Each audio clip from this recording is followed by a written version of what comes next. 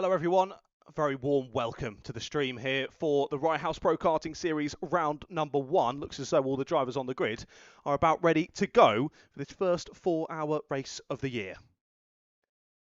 Right then, hello everybody, welcome back to the Rye House Kart Raceway. Once again, we're about to kick this one off for the first race of the year here for RHPK's Summer Series.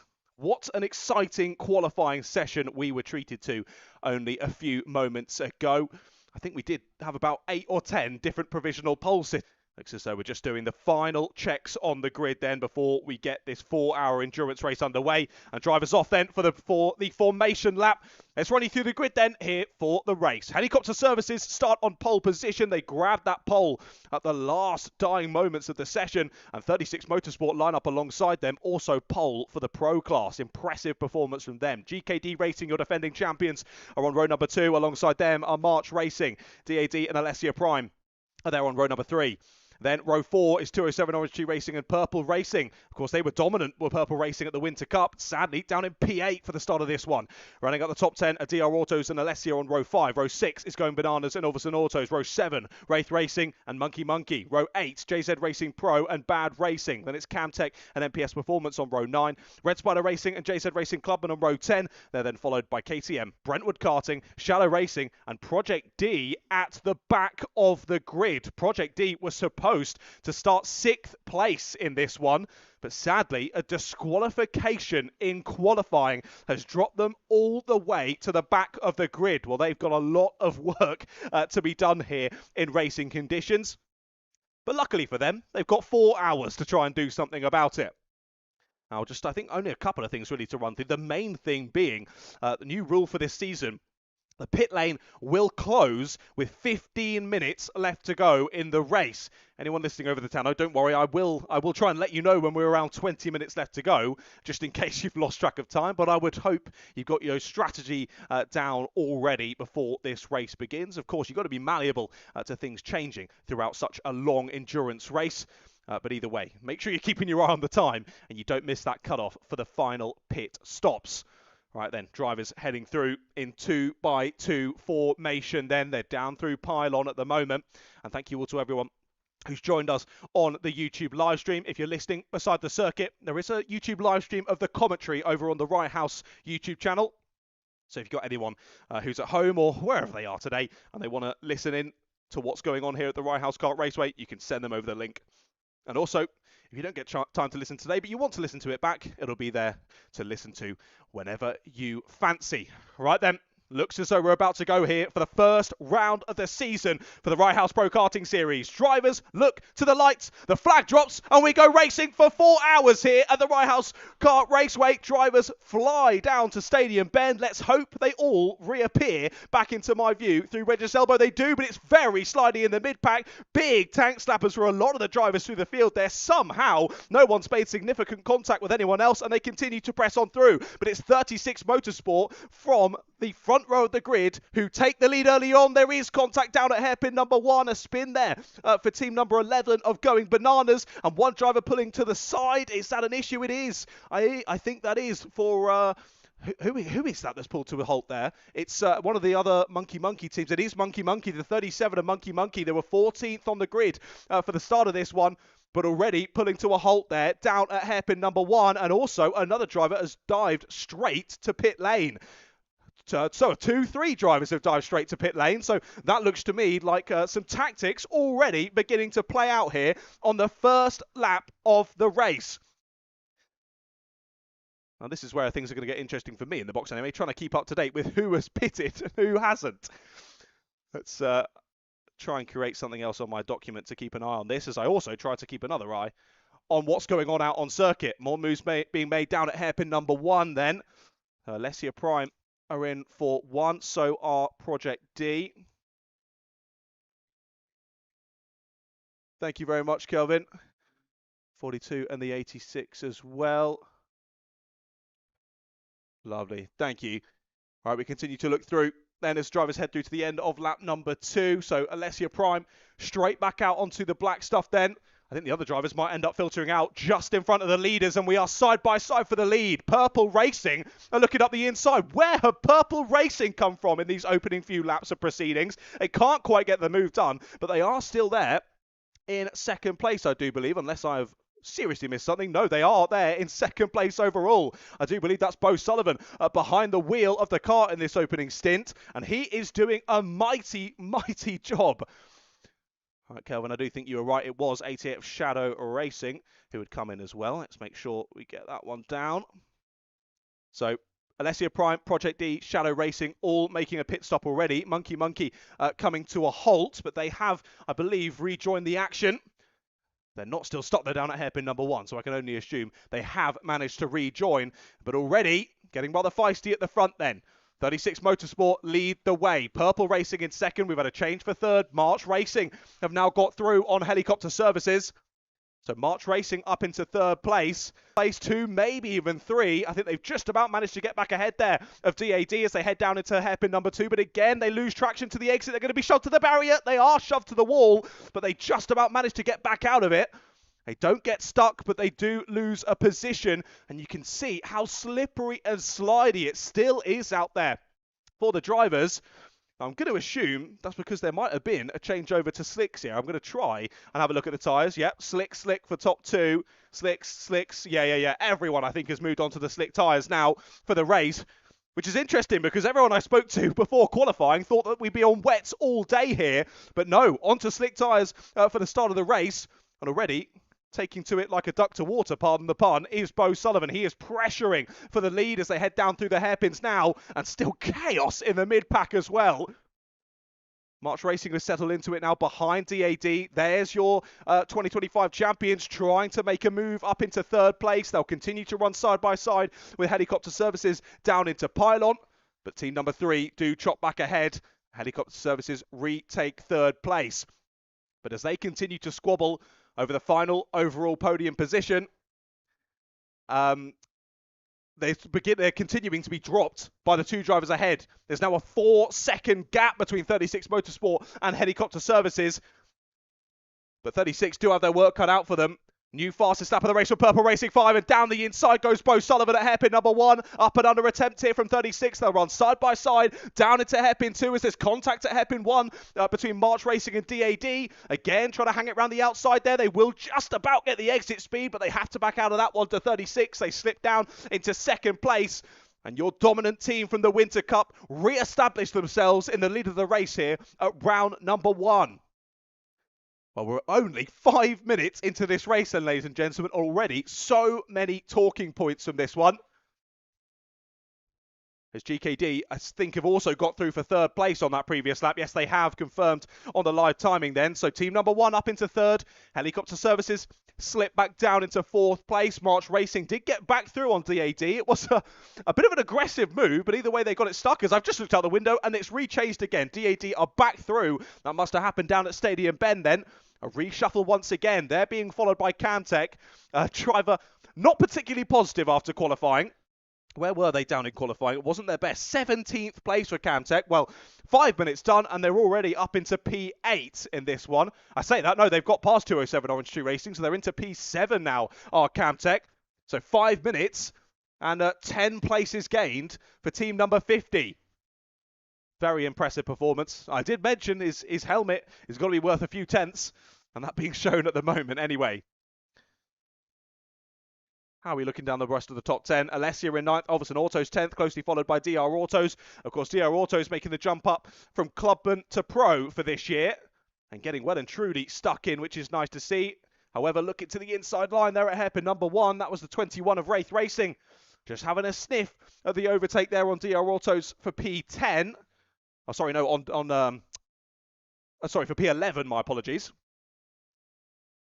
But either way, great battles forming up already. So top 2 starting to scamper off now, and gap really being put in between. Look at that lap from Bo Sullivan, a 43.1. New fastest lap of the race by over half a second. And he's increased that gap to 1.5 seconds now between himself and the driver of 36 Motorsport. GKD now starting to clear off from helicopter services, else they now find themselves under a bit of pressure from DAD. Move down the inside at hairpin 1 from Alverston Autos. They take a position back from Alessia, but not for much longer. Back through goes Alessia on the exit. So a little bit too overcommitted on the brakes there from Alverston Autos. They'll have to rethink that overtaking opportunity, but they can't have too many attempts at it because they've got 4 drivers right close in behind, all battling for position. Well, after that brief flurry of drivers heading into pits on the opening lap, that was again Alessia Prime, Project D and Shadow Racing who came into the pits earlier on. We've not seen any other drivers, at least not to my knowledge anyway, diving to pit lane. As I say that, the 10 of Alverston Autos, I think, has come in. So Alverston Autos straight into pit lane then. I'm going to try and get this in some sort of order. Well, the best I can anyway. There they are. Yep, coming to the end of pit lane. It is indeed Alverston Autos in for their first scheduled stop then. Not even, no fuel, not a driver changed. Just one to get that on the board. And they'll head out back out of pit lane. Drop down the order. But of course, this is where, once we have those pit stops, teams are going to reshuffle. But we'll see which tactic ends up playing out the best by the end of the race. Plenty more time to think about how that all plays out. Try and note down the numbers of the teams that have already come in. It was the 86. Oh, I've already got them in order. Beautiful. Bit of luck here for me this morning. Yeah, right. Let's continue to press on with this one. We're closing in on 10 minutes already completed in this race. Which, of course, given we've got a total of 4 hours ahead of us, isn't particularly long. But already that gap now up to 3 seconds at the sharp end for Purple Racing. 5 seconds then back to GKD. It's 7 back to Helicopter Services. And 10 seconds and 7th place of March Racing at the moment. 36 Motorsport still very much punching above their weight at the moment. They're in P2. They're a good 5 positions clear of the next pro class drivers. And by total merit as well. That's nothing to do with drivers diving to pit lane early on in this one. Of course, qualified in P2, had a great start early on, grabbing the lead of the race. I don't think it was through the first corner. They were able to hang it around the outside and take the lead. Took a few minutes for them to get shuffled back down to P2, courtesy of Bo Sullivan in the number 5. But they're settling into this well. However, slowly but surely getting chased down by GKD, especially when they're doing laps like that. New fastest lap of the race for team number 1. GKD pop in a 41.835.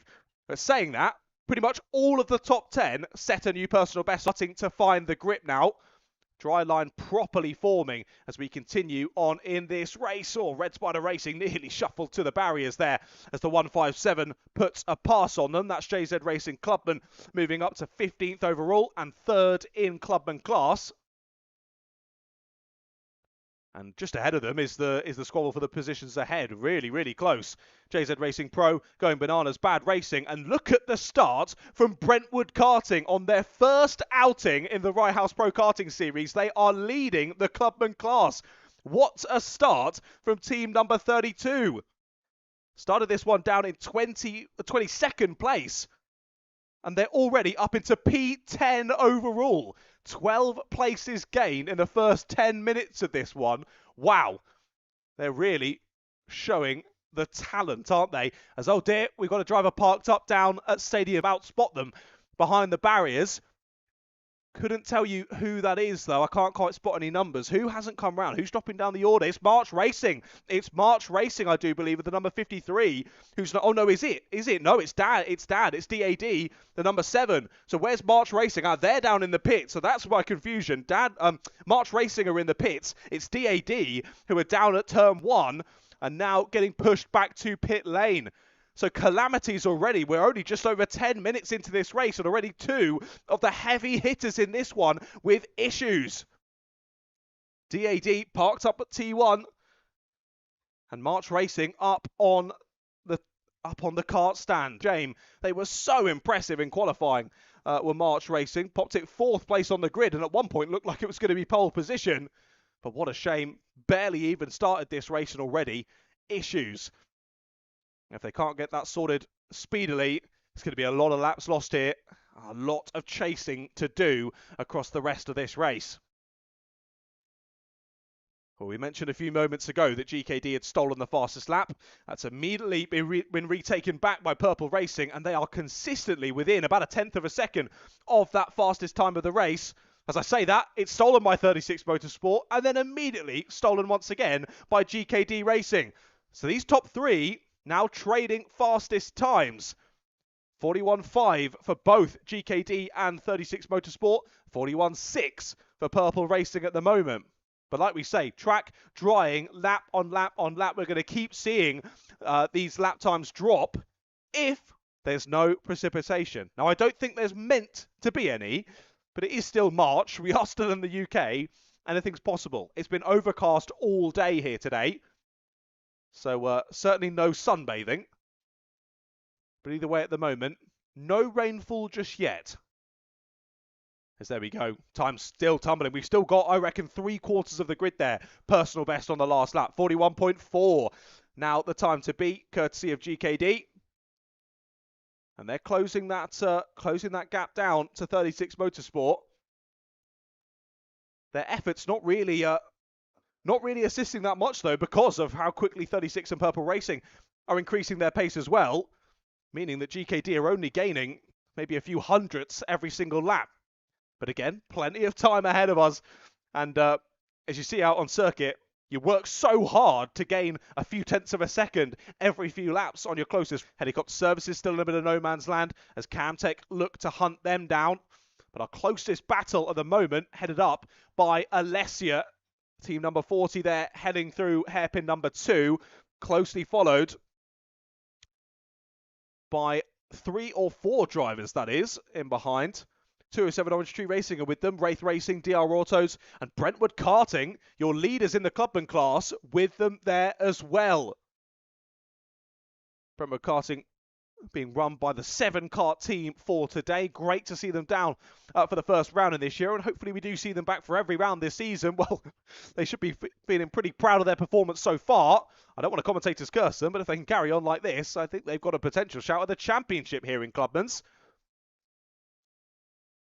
What was that? I could have sworn that was a wheel that was just handed over there down at Pylon. Not sure. Anyway, something being handed over from the marshal to one of the drivers. As finally, we're about settling into the order then. Finally, I was squabbling behind, which they almost were doing. And he's going to look to the inside line late there from Wraith Racing. A little sniff at the move for 7th place, but can't quite get it done. And again, similarly to what we were chatting about earlier, you want to make a move, but equally you've got 3 drivers breathing down your neck. So you mess it up, and suddenly you're going to be losing quite a few positions. That just means that Wraith Racing need to be considered in these attempts for position. They've got a nice run off of the final corner though. Will they dart to the inside line? Yes, they will. Will it be enough of an overlap though as they head down through Stadium Bend yet again? No, it won't. I think actually they might have lost the position. They're going to go up and under on the exit, but yeah, DR Autos to the inside line then, and DR Autos take the place. So an initial look at a move there from the 21 of Wraith Racing has caused them to lose a position, and now they're under pressure from the 32 of Brentwood Karting. It's the 88 that's going, but that is, of course, Shadow Racing, who have already made their first pit stop of the race.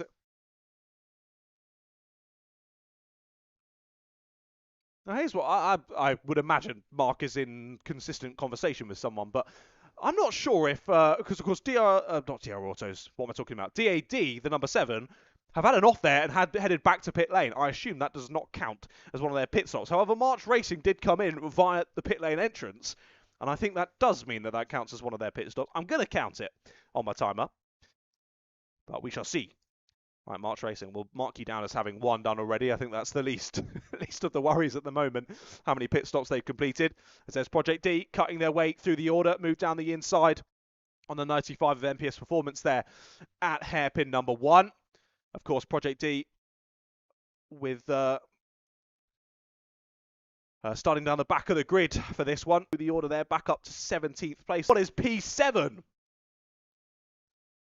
Amazing bit of racing there. So Wraith Racing moved their way back into 7th place. It's Alessia then in 8th. Brentwood Karting have moved up into P9. So DR Autos down into P10.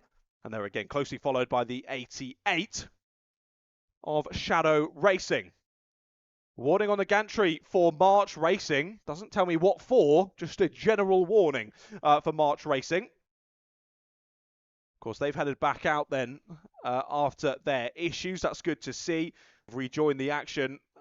Sadly, though, 12 laps down on your current race leader. A massive shame there for what would have been certainly a team fighting at the sharp end.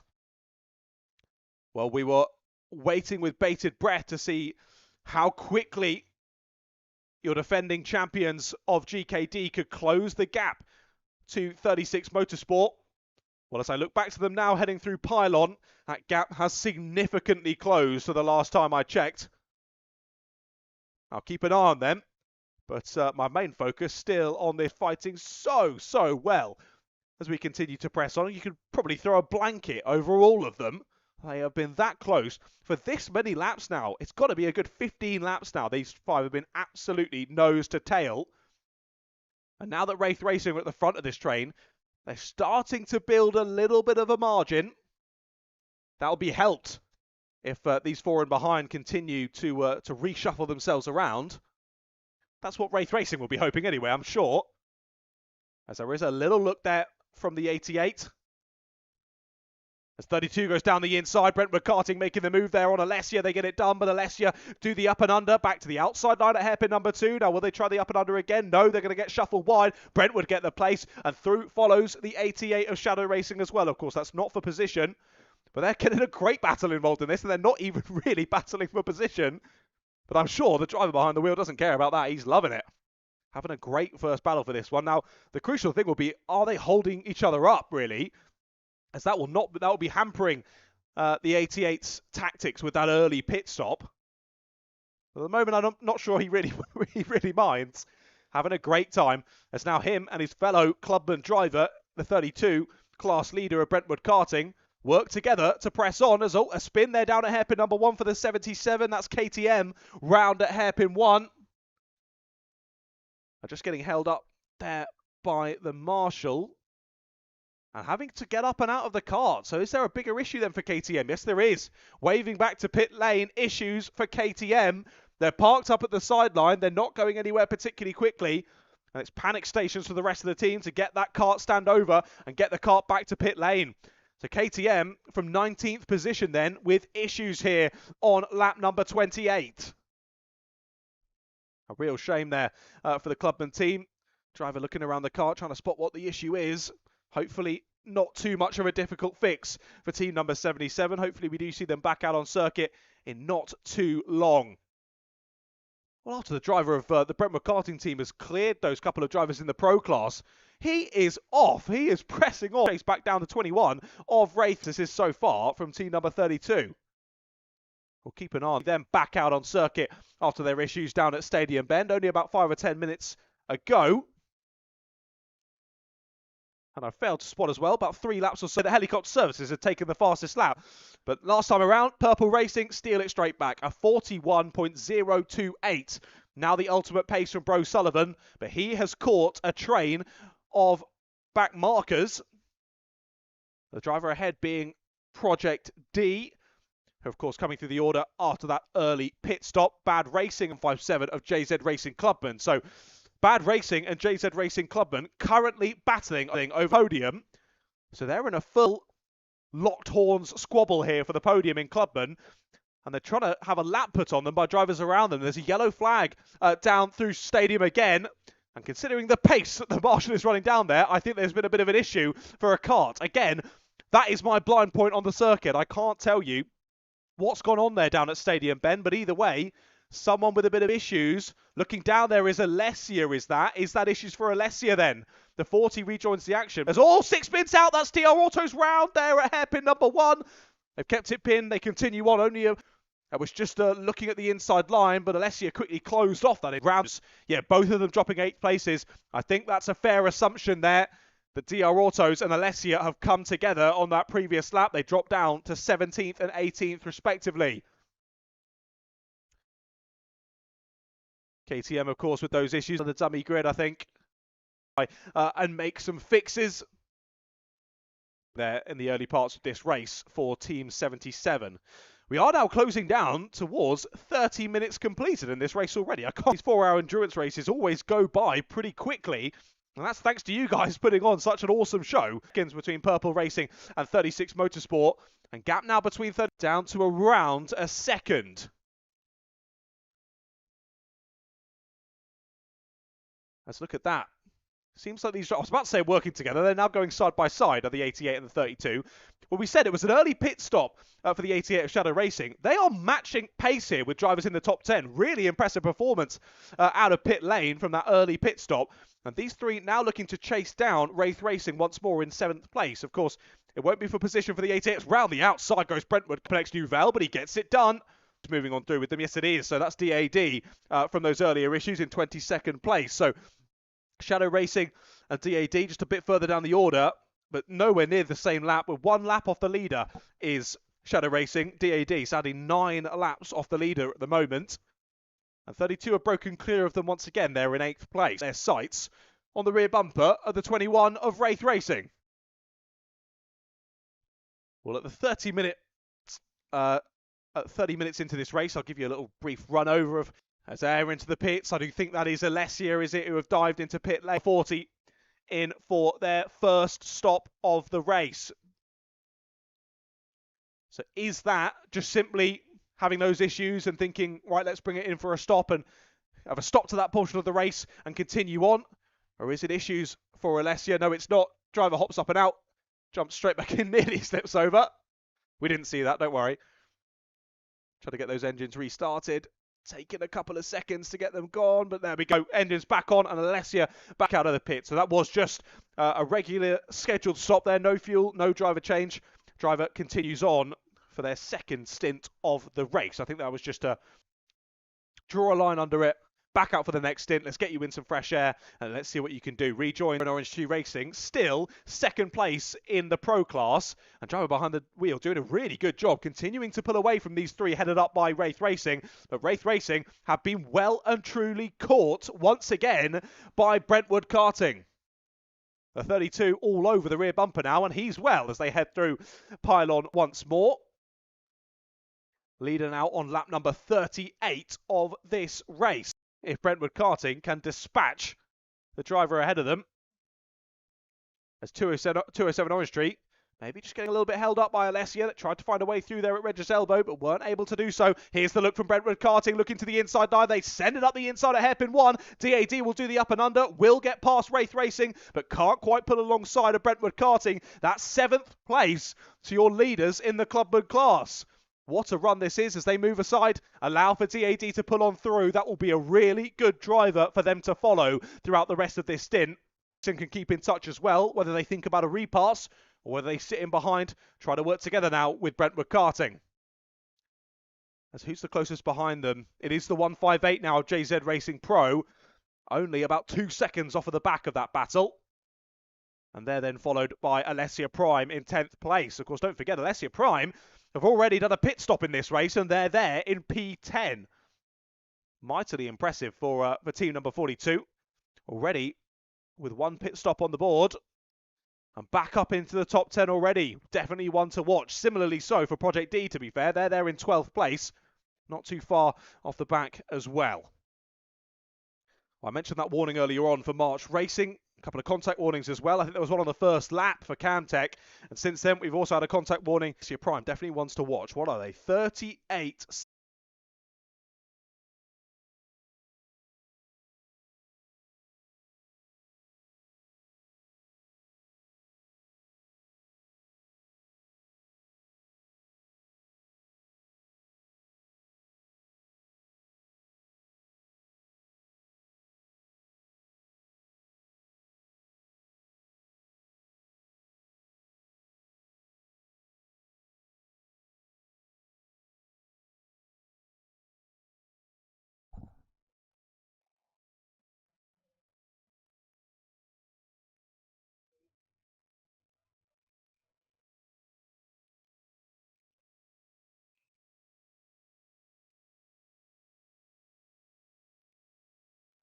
Well then, one half of the first hour completed. One half of my sandwich completed. We're continuing to crack on with this one. 3 hours and 20 minutes still left to go on the clock. Had to jump back on. We had a few changes over those last couple of laps. It was a slightly slow lap a few moments ago from Helicopter Services, and that allowed for 36 Motorsport to get back through into the overall top three. Changed for sixth place as well. Brentwood Karting have chased down and passed 207 Orange Tree Racing. But Brentwood Karting now up into the top six overall. Alessia Prime making their way through as well. They're up into 8th place now, past Wraith Racing, who slipped down into P9. Project D there in 11th place. And there was more reshuffling going on throughout the order then. Still that gap between your two leaders, Purple Racing and GKD Racing, just over 10 seconds. That gap ebbing and flowing between those two. But GKD still have 36 Motorsport right on their tail. And Helicopter Services not far behind at all. There they go through the final corner. And on to a new lap of this race.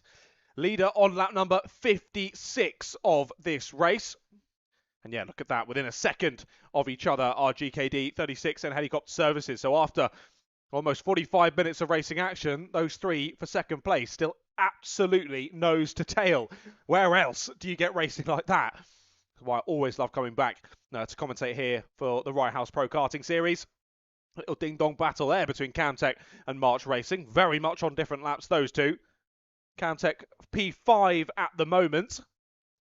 But they're in a bit of no man's land in terms of the rest of the field. They've got 13-second gap ahead to Helicopter Services, and then a 16-second then back to Brentwood Karting in 6th place. So Camtech very much on their own in terms of the live timing, but they have got March Racing to have fun with out there. I think March Racing, I was going to say sit in behind and work together with them. They've got a nice exit out the final corner, so we might see a thought of a move. Looks as though they will stay there as they head down into Stadium Bend once more. March Racing still there in 23rd place, 12 laps off of your race leader at the moment. And I will say, I do believe, yeah, it is. Everyone, it's only the top 6 that haven't been lapped as of yet by Bo Sullivan behind the wheel of that purple racing car. So only GKD Racing, 36 Motorsport, Helicopter Services, Camtech and Brentwood Karting are the only teams to have not been lapped yet by Purple Racing. And that is an impressive stat in and of itself. Fair play to Bo Sullivan. He is really going for it here today. I think unsurprisingly so. We saw how fantastic they were at qualifying last year. Purple Racing had plenty of pole positions. Let's see. Do I still have this data noted down? Yes, I do. Go on, John. 8 pole positions in class and 1 overall pole position last year for Purple Racing. And, oh, sorry, I say that. Hold on, I looked at the wrong list. Hold on a second. That's Purple Racing 3. My apologies. We've only got 1 Purple Racing team here today. I assume that'll be the same through the season, but we'll wait and see. I got distracted. It was Purple Racing 3. I need to look at Purple Racing 5. Of course, three pole positions in class, 2 pole positions overall, but only converted that into 1 race victory. And that actually wasn't from one of the races where they started pole. They were further down the order. So only grabbed 1 race win, but they laid down the gauntlet at the Winter Cup last time out with the dominant performance. They continued that impressiveness in qualifying, grabbing pole position, but then they backed that up in both of the races, a win in both. Of course, that was just a standalone event to kick off the season there, the Winter Cup, but this one is all down for points, and they're looking to start off the season how they mean to go on. At the moment, with a 10-second lead, it's looking pretty good, but plenty can happen as we head into the next stints in this race. And of course, things could always go wrong in those pit stops as well, where time really is money. 3 hours and 15 minutes left to go in this race then. Yeah, 40 seconds off the race leader at the moment is Brentwood Karting. Like we say, the last of the teams to have not been lapped just yet. But I can only assume that team number 5 is right with them, considering they are lapping in and around the 40-second mark. I say that, it is a new fastest lap there for Purple Racing. A 40.818, now the time to beat the first team to drop down into the 40s. Closest we've had is a 41 dead from Helicopter Services, as they now retake 3rd place. They've just got back ahead of 36 Motorsport, and they're back onto the bumper of GKD Racing. With those three shopping and changing, While Bo Sullivan was popping in a 40.8, all three of them were in the 42s. That gap's opened up to 13 seconds now between your two race leaders. So these three nose to tail for second place, really helping Purple Racing at the moment. Let's see if they get too sucked into a battle here, or whether they sort themselves out. Here is Purple Racing putting a lap on Brentwood Karting. They're going to go a little bit deep there out of hairpin number 1, but they get a bit of a push on the exit from team number 32. And the thumbs up from Bo, saying thank you for not making that too difficult, much appreciated. And he continues to press on. He heads down through pylon as second, third and fourth head through out of hairpin number 1. That is the difference we've got at the moment between the drivers at the sharp end. Quite the significant chasm at the moment. We'll see how that changes through the rest of the race. I'll do another roundup of what the order's looking like when we tick down below 3 hours left to go in this one. But for the moment, staying as it is. Good eggs out the final corner there for Helicopter Services. Are they going to launch a charge here to try and find a way through into P2? Maybe they're feeling they want to be the ones leading this pack of 3. However, saying that, they'll need to do it relatively speedily, I think, if they want to be the leading driver as they hit quite a lot of traffic. They've got 2 drivers nose to tail heading through hairpin number 2 now. That's 11 and 88. That won't be for position. That's going Bananas in 12th and Shadow Racing in 18th. But then ahead of them, we've got that train of 5 drivers now, headed up by the 21 of Wraith Racing in 9th place. And JZ Racing Pro are there with them as well. So are Project D. So there's a battle for 9th place going on in that group of 5. But there are 2 drivers out of position. That being Red Spider Racing and Alessia. Project D look for the inside line into hairpin number 1, but they can't quite get it. Settling back in behind again, but a good exit from hairpin 1 again. They think about the move up the inside into hairpin 2, but they don't go for it. You've got to be careful with this one. But equally, Wraith Racing already scampering off from these drivers. So the longer that Project D waits to get past, the more time that themselves and JZ Racing Pro are losing here. As Alessia Prime makes the move on Red Spider Racing. Red Spider waves them by as they head under the gantry onto a new lap of this race. And all 3 of them just about managing to slip on through. Alessia still leading the train though. And Project D and JZ Racing Pro are going to be wanting to find a way through pretty speedily. They both switched around on the last lap as well. That was before I took note of their big squabble. Project D up into the top 10 then, after a disqualification in qualifying, and then an early pit stop in this race. So drivers who have already pitted then, that are up near the sharp end, I think only in the top 10, it's Alessia Prime and Project D. Yes, it is. So those 2, definitely ones to watch. Both are lapped down on the race leader at the moment, but not too far behind him. So gap's probably, what, about 50, 60 seconds, something like that. Actually, I can try and work this out. I don't trust my maths very much, but I can try. What is that? Just over 40 seconds. I know it's not even that much. It's only less than 45 seconds, really, between your race leader and Alessia Prime. And again, definitely is the lead, but definitely don't count out Alessia Prime and Project D for the moment. That early strategy might just work for them. As yay, there we go. The grid walk is sorted. If you want to watch the little grid walk I did before the race started, that is all there now on the Rye House Pro Karting Series Facebook page. Or Facebook group, I should say. The group, not the page. Apologies. Right then, 3 hours and 15 minutes left to go. Always worries me when I see the guys running out on circuit, but just going for a leisurely jog there, I think this time. I say that, there is a yellow flag down out of Stadium Bend. I think it's just because of the tyre wall getting moved, potentially. I don't think anyone's stuck down there at the moment, but that tyre wall maybe looks like it's been shuffled inwards a little bit. That would be my best guess at the moment, anyway, as to why there is a yellow flag on the exit of Stadium Bend. But gaps sort of stabilised again between Purple Racing and GKD. Around 13 seconds it is. But still, second, third and fourth within a second of each other. Even though they've now started to hit that traffic. Looks as though it might have caught out 36. They've just maybe not found that traffic at the right time for them. And they're now stuck behind the 11 of Going Bananas. 12th place overall for the moment for Going Bananas. As the more time that 36 are stuck behind, the more time they're losing. But there you go, round the outside to Complex Duvel. They get their way past, and they're only a few kart lengths off the back of the two drivers that they're squabbling with for the overall podium. And a thumbs up as well from 36, just to say thank you, Going Bananas, for allowing that move around the outside. Gets it done. Move down the inside at hairpin number 1, though. That's Project D moving through. And nicely done on the exit there for the 156. That, I believe, is a change for second place. It is. That's a change, for third place in the Pro class. So JZ Racing Pro through on Wraith Racing as well. So Project D into 9th place overall, JZ Racing Pro into P10, and that slips Wraith Racing down just outside of the top 10 now, P11 for them. Continuing on through mostly these first stints of the race. Some drivers already on their second after giving us those earlier pit stops. Does seem to be a little bit of murmuring down in pit lane, so maybe we're going to see some more drivers heading to pit lane in not too long. But none of them diving to it just yet. I'll try and keep one eye on that area of the track. Try and not miss any pit stops throughout this one. Of course, I do believe drivers having to serve 3 pit stops across the race, whether that be for fuel or a driver change or none of the above. If it's not a driver change, though, of course, drivers have got to jump out, run around, and get back in the same side that they got out of the kart from.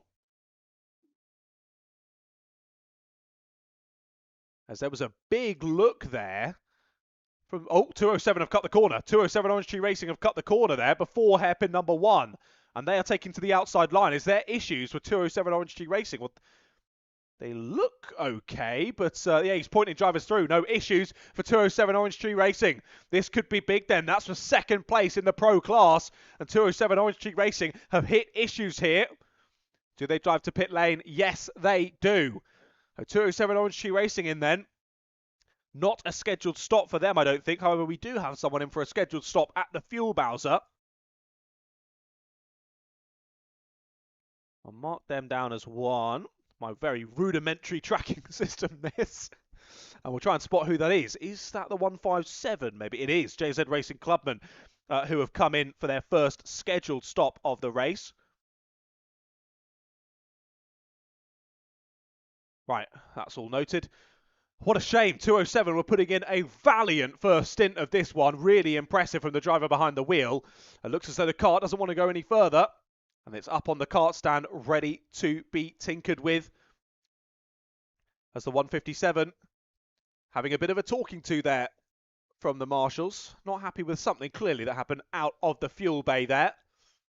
Got to make sure you're sticking to all the rules and regulations of the series.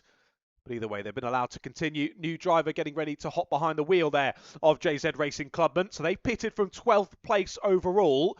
They just about got through, I think, on bad racing on the last few laps. Up into second place in the Clubman class. So new driver behind the wheel. And he's got to start to get up to speed pretty quickly here if he wants to hold on to the podium position in class. Let's see how he does in this opening part of the stint. And now only the top 5 drivers who have not yet been lapped by Mr. Bo Sullivan.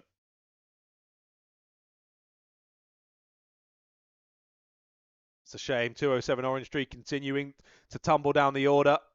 A real shame for them. And that now gives, well, it means that that pass that was for third place in class for JZ Racing Pro has actually become the pass for second in class. That's gifted third place in class back to Wraith Racing. And Going Bananas, not far off the back of them at all, are the number 11. Fourth place in class for them at the moment. And fittingly so, the number 11 is in 11th place at the moment. Camtech still in a bit of no man land in 5th place. Nose to tail still for second, though, between GKD, Helicopter and 36. 36 after losing that little bit of time passing some traffic. They've gained a little bit back, but once again, they find themselves behind Alessia. Alessia in between themselves and the 2 drivers ahead battling for position. They're now trying to find a way through on Wraith Racing. So this will be to put a lap on P10 for second, third and fourth. They're looking to the outside line, but not quite seen there by Wraith Racing. It was a bold attempt there to go to the outside at pylon. It always is, whether you're battling for position or not. But bold to assume that Wraith Racing had seen them there. And thankfully, GKD give themselves enough of a margin to back out of that one before it all goes Pete Tong. But they are able to back out. They hold their position in second place. And now, down at Stadium Bend, they find a way past. And Helicopter allow GKD to do the hard work. And they shuffle on by at the exit of Stadium Bend as well. Nice exit from hairpin number 1. Just about chops back across, though, does GKD. And they continue to follow nose to tail. But still, 36 Motorsport at the back of this train. They've now got 2 drivers who are not for position with them in between themselves and GKD and Helicopter Services. Looking further down the order, still very close between Project D and JZ Racing Pro, although Project D putting in some nice laps, starting to just build out a little bit of a gap to JZ Racing Pro behind in 9th place, 2nd in the Pro class. But otherwise, drivers mostly fanning out here. No real battles for position anymore. Of course, only about 30 or so minutes ago, we had a couple of different groups of 4 or 5 drivers battling for position. As that always happens in endurance kart racing, the ebb and the flow of the battles. Drivers now settling into their order and putting in those consistent lap times to look to hook up a good result at the first round of the year here for the Right House Pro Karting Series. Thank you all again so much for joining us. So awesome to see 24 teams out on the circuit. And I'm sure it's going to only get bigger and better throughout the rest of the year here at RHPK. But thank you for joining us for round number 1. I hope we do see you back for the rest of the season. Speaking of which, I mentioned earlier, I think I'm joining you for, I can double check now.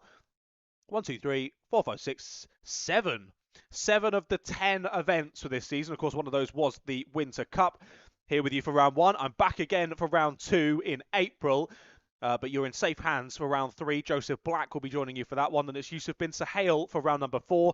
I'm returning for round 5, round 6, round 7. And it's Joseph Black back for round 8. And then myself back to finish it off at round 9. And we'll crown the champions for 2026. And will GKD hold on to that number 1? Or will that be being transferred to another team's kart? Well, we've got plenty of time to work that all out, not only in this race, but throughout the rest of the championship season as well. 8 more rounds. I'm going to do some very quick maths in my head now. 32 more hours of racing, I believe, after this one still to go. Probably got that wrong, but it's around that anyway. So plenty more track action to be had here in RHPK. Continuing to tick down to 3 hours left to go in this race. We're already almost a quarter race distance in this one. And look at that, I've just spotted on the previous lap there has been a change for 2nd place. Helicopter Services have gotten past GKD Racing. Now that doesn't look like it was involved in traffic. They're still catching the next train of drivers. That was simply an overtake on circuit there between 2nd and 3rd. But still, despite those 2 battling ahead, 36 still stuck behind Alessia.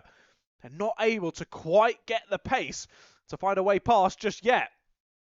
As they're on the exit of the final corner, Helicopter Services slip on by the 77 of KTM. Shouldn't be too long until GKD do the same. As there they go up the inside at Stadium and continue to look to follow Helicopter Services. But like I said earlier, the 2nd wind in this first stint for Helicopter Services has been mightily impressive. And there, to the delight, I think, of team number 36, they are finally waved through by Alessia.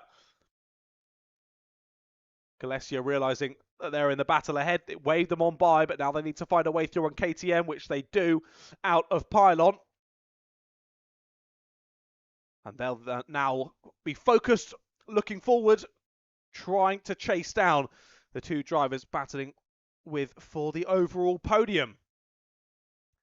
Those 2 really fanning out now as well. Helicopter Services have settled into some lovely pace here in the second part of this first stint of the race for them.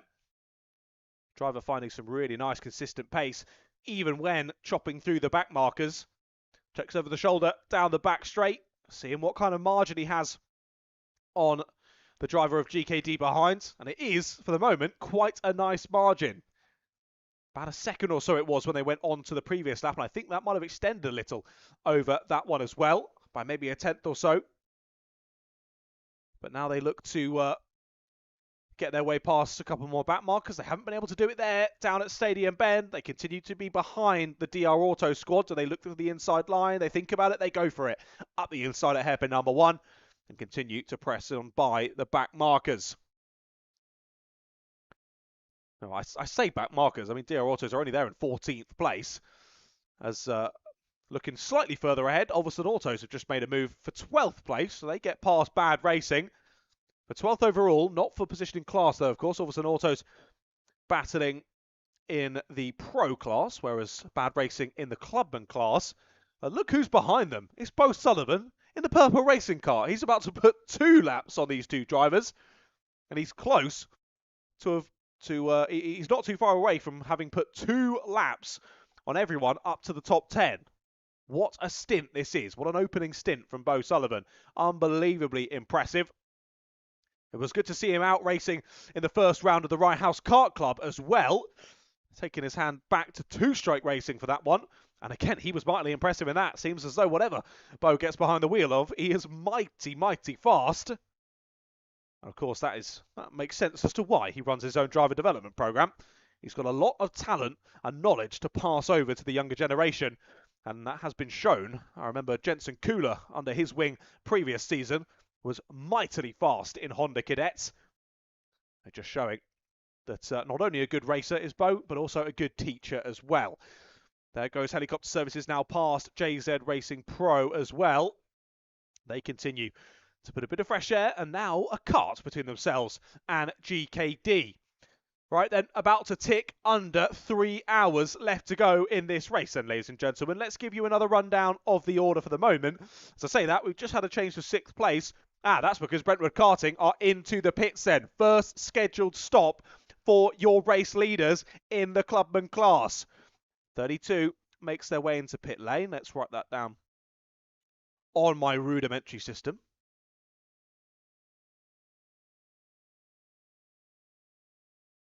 Cool, so 1 stop then, and it is immediately a fuel stop then for Brentwood Karting.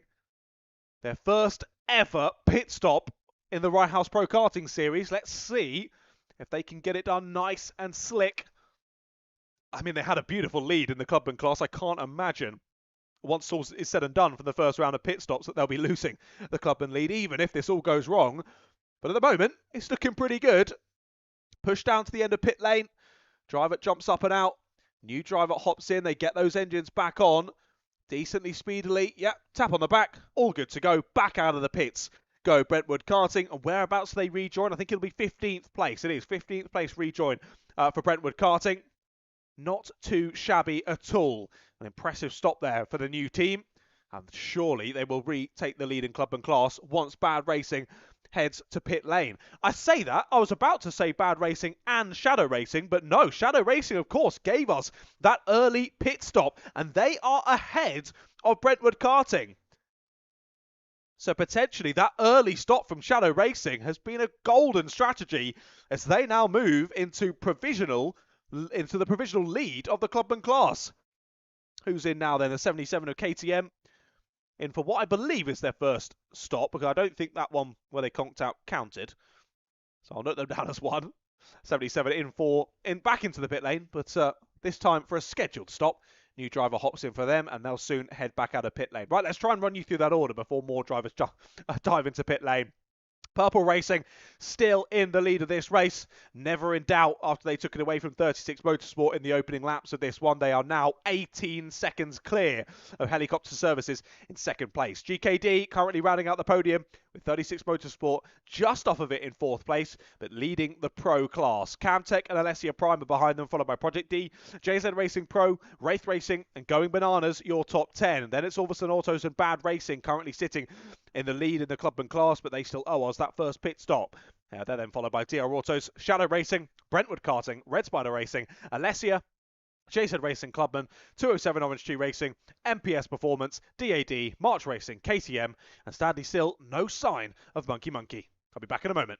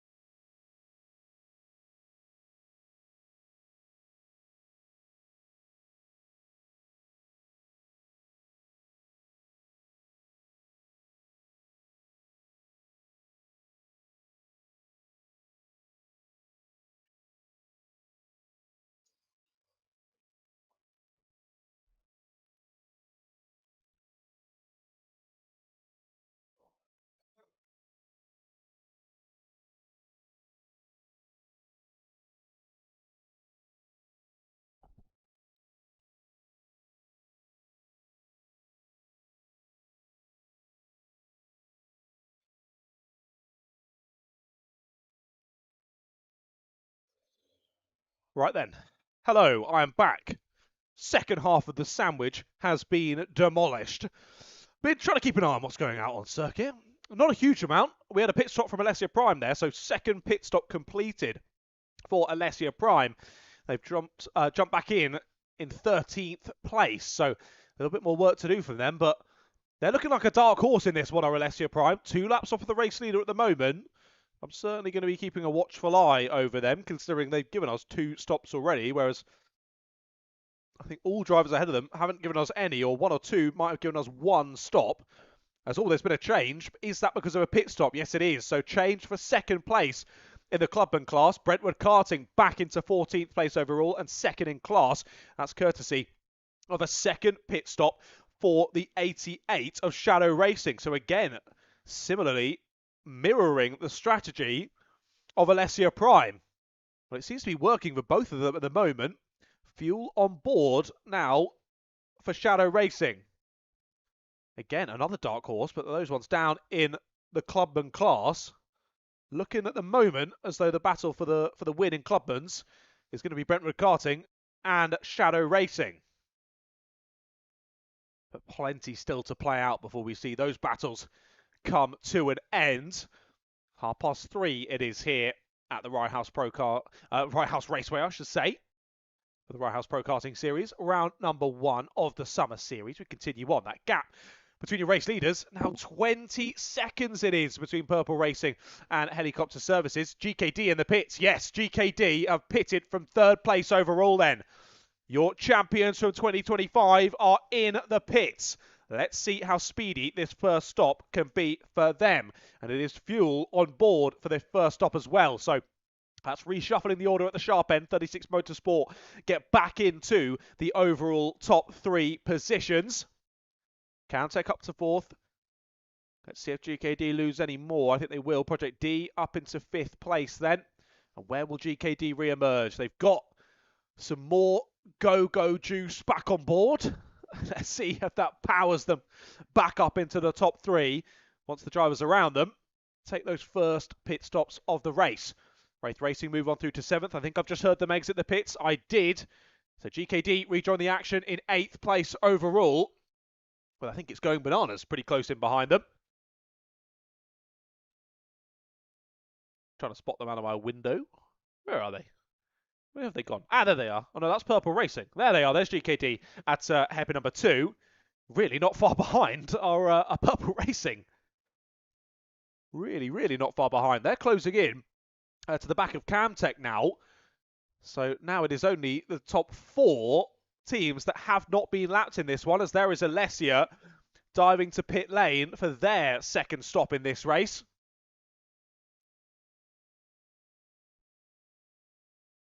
Of course, we saw Alessia with issues in qualifying, miss most of the qualifying session with their crash out of the pit lane. I don't believe it was fault of the driver. Of course, I don't know up here in the commentary box, but it looked more mechanical than anything. They headed back into the pits, got things fixed up, and they were able to grab a very good position on the grid, considering the lack of time they had to do to get it done. But back in they come then from 16th place at the moment are Alessia. Drop behind Shadow Racing, who of course have also given us 2 stops already in this one. Alessia gets some fuel on board as well, and they head to the end of pit lane to head back out on circuit once more. Still not a crazy field spread though. As I mentioned, top 4 still on the leading lap. 5th to 9th are 1 lap down. Then 10th to 13th are 2 laps down. Then 14th and 15th are 3 laps down. 15th and 16th, 4 laps. Then 5 laps for 17th place. Then 7 laps, 9 laps, 12 laps, 16 laps sadly down for KTM at the moment, but they have not been without their issues. And KTM have already given us a scheduled pit stop as well. Just things to make note of. A JZ Racing Pro in the pits as well. I think they might just be a 158 dropping down the order. Hopefully they're in the pits, or either I'm missing something out there on circuit. Oh no, there they are. There is the 158 then. I believe that's their first stop. Yeah, it's their sister team, the 157, that have already given us a pit stop. So JZ Racing Pro, mark them down as 1 stop completed. And again, they're getting fuel on board. I think understandably so now. These karts, especially the drivers who have, of course, not had a pit stop yet. Leaders into the pits. Purple Racing 5, Peel into pit lane. Now let's see where they re-emerge comparatively to the drivers who have already made 1 and 2 stops in this race. Right, Purple Racing, we'll make a note of that. 1 stop done for them. Oh, well, it will do, and in a few moments they're in for their stop, and again, fuel on board for team number 5. How quickly can they get this one down? As there you go, Helicopter Services take the race lead then at the moment. Be 36 Motorsport into second place. I think Purple Racing, no, they will, I think, lose third overall. Maybe fourth. They're going to be close, though, I think, as to whether they drop behind Project D, which is an interesting one because, of course, Project D, 1 stop completed in this one already. Now, I will say that wasn't for any fuel, I don't believe. If my memory serves me correctly, which it often doesn't, I do believe it wasn't any fuel. So, although they might come out at a similar point here with Purple Racing, as they almost bang on each other when they come out the pits, a second between them. Of course, I don't think Project D have taken any fuel, so they're going to be losing more time on their second stop comparatively to Purple Racing 5. But they are indeed nose to tail as they head down into hairpin number 1.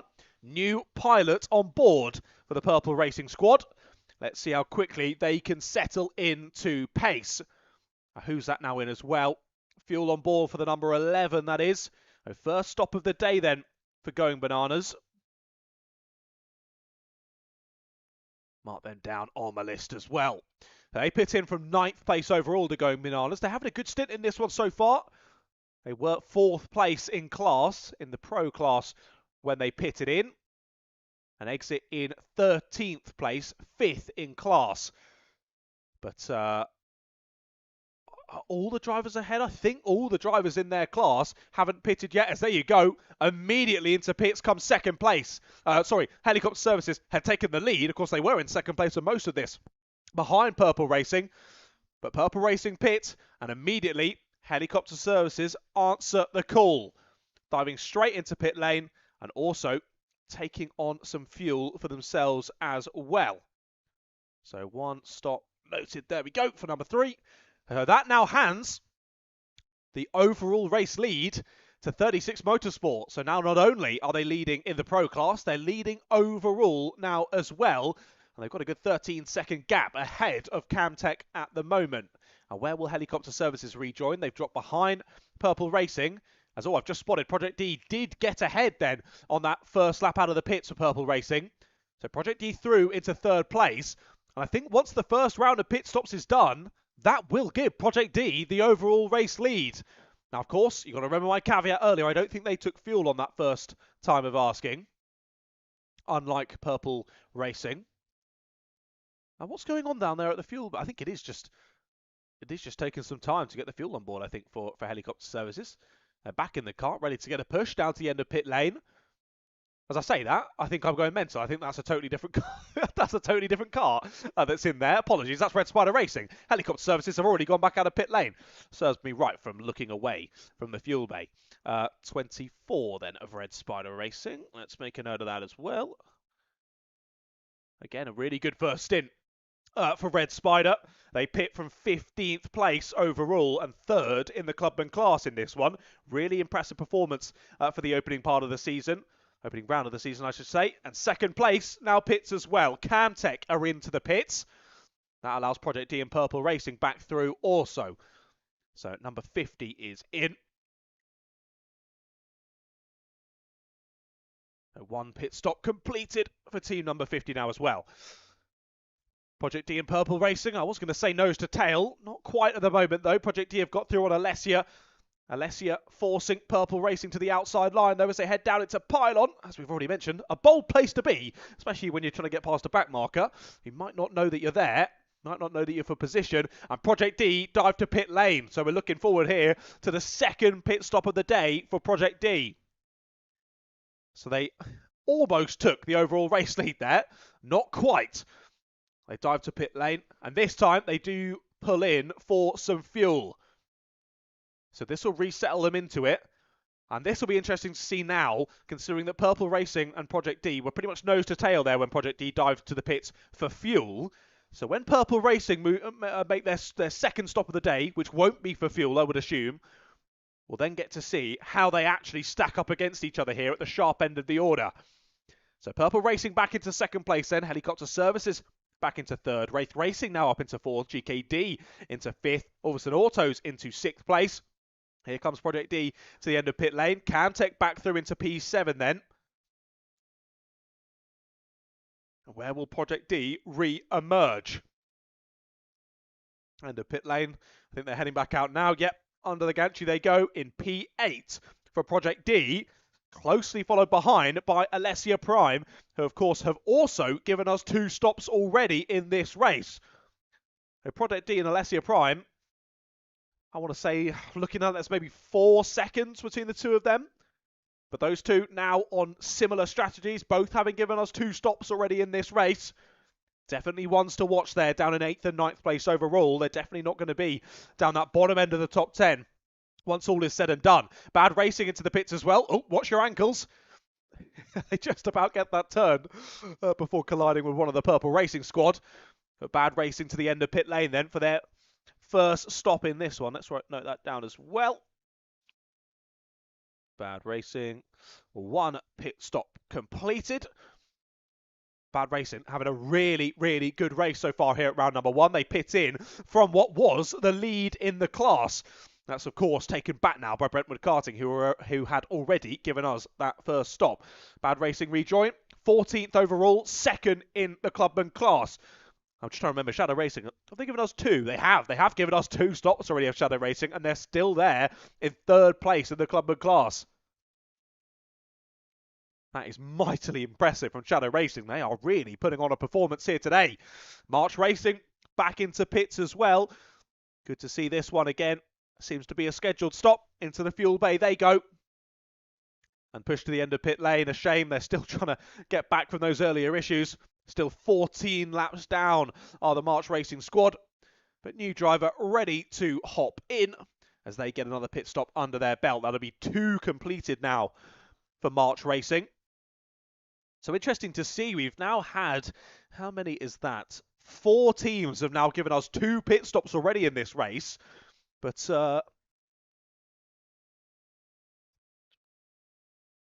I think 19 drivers have given us at least 1. So we're still expecting pit stops from 5 more teams here.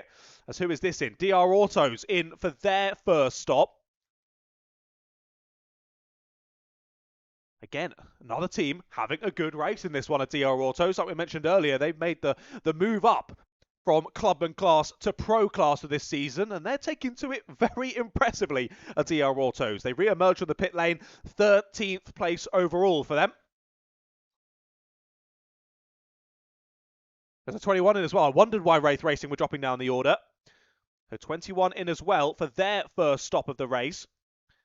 Wraith Racing pull in, 1 stop completed. There we go. Let's see where they re-emerge, and especially comparatively with DR Autos. I think they should still be ahead. DR Autos only left the box a few moments ago, and they're back in. 36 Motorsport pit from the race lead then. So 36 in as well. We've got a quick flurry of lots of different teams coming in for their first stops then. So I think we can assume it's around about an hour and 20 minutes that these cars could run on a singular tank. Drivers don't want to run it too close to the line. You don't want to flirt with running out of fuel. That is a definite race ender. Even that, you start to starve the engine of fuel. 1, you can cause issues, but 2, you're just going to have no power, and that's not going to help you with your charge through to the sharp end. Well, 36 Motorsport, leaders in the Pro class, and were leading overall. Let's see where they re-emerge then comparatively to those drivers that they were around in that opening stint. They head back out on circuit then. They just about, I think, hold on to 4th place. Ulverson Autos were close with them. They are on the same lap as well. Ulverson Autos have got through, though. And now up the inside goes Brentwood Karting. Big move. A little bit too big, though. Under braking. Lose the rear end. It all gets a bit slidey and sideways. They collected it well, but had to give the position back up. So that was Brentwood Karting looking to actually get a lap back. That would have been on 36 Motorsport. As who's this in again? Is that the 21 of Wraith Racing in again? I think it is. Is that back-to-back stops? No, it's issues for Wraith Racing. I'll pop that down as another pit stop for them, but what a shame.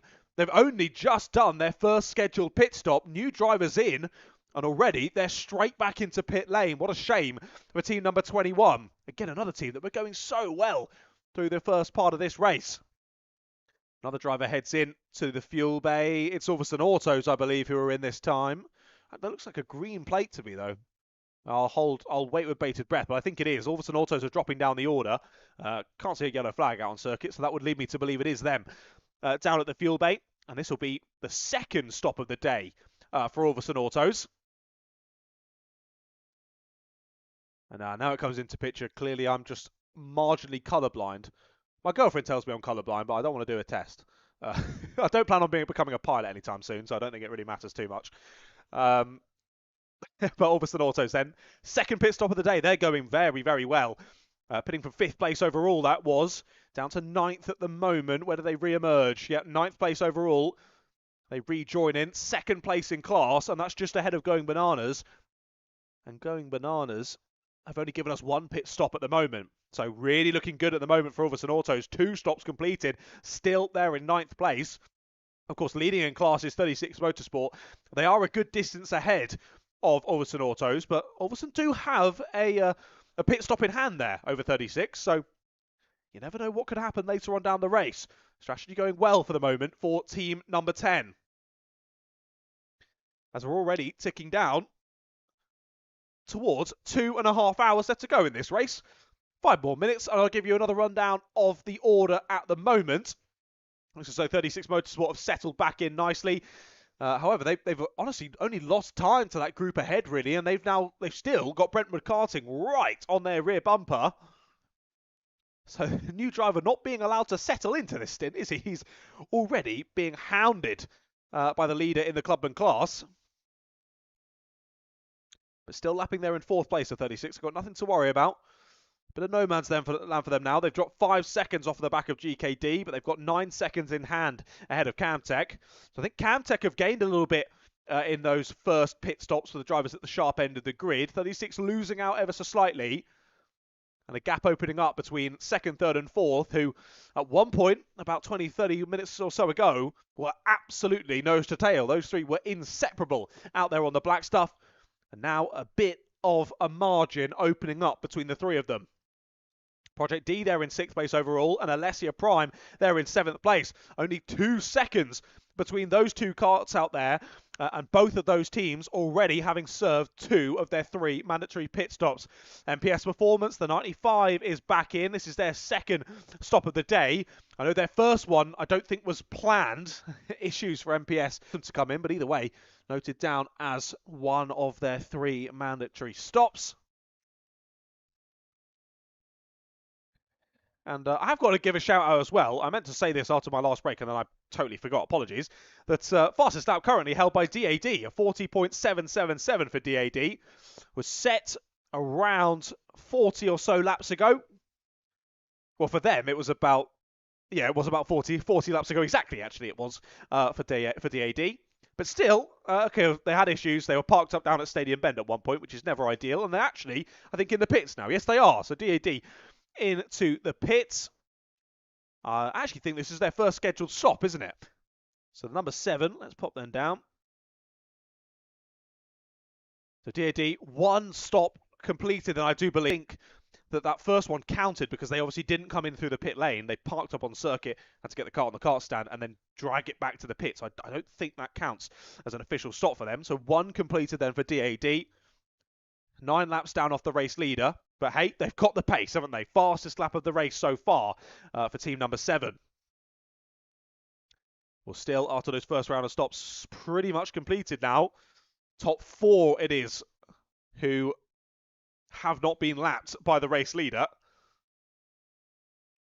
And it would be challenging for the race leaders to lap themselves. So really, actually only 3 karts out there that have not been lapped, as that was a bit wide there through hairpin 2 for Wraith Racing. And yet more issues for the 21. So they tried to get it fixed in pit lane, but sadly it doesn't look like it has fixed all of the issues that they're experiencing.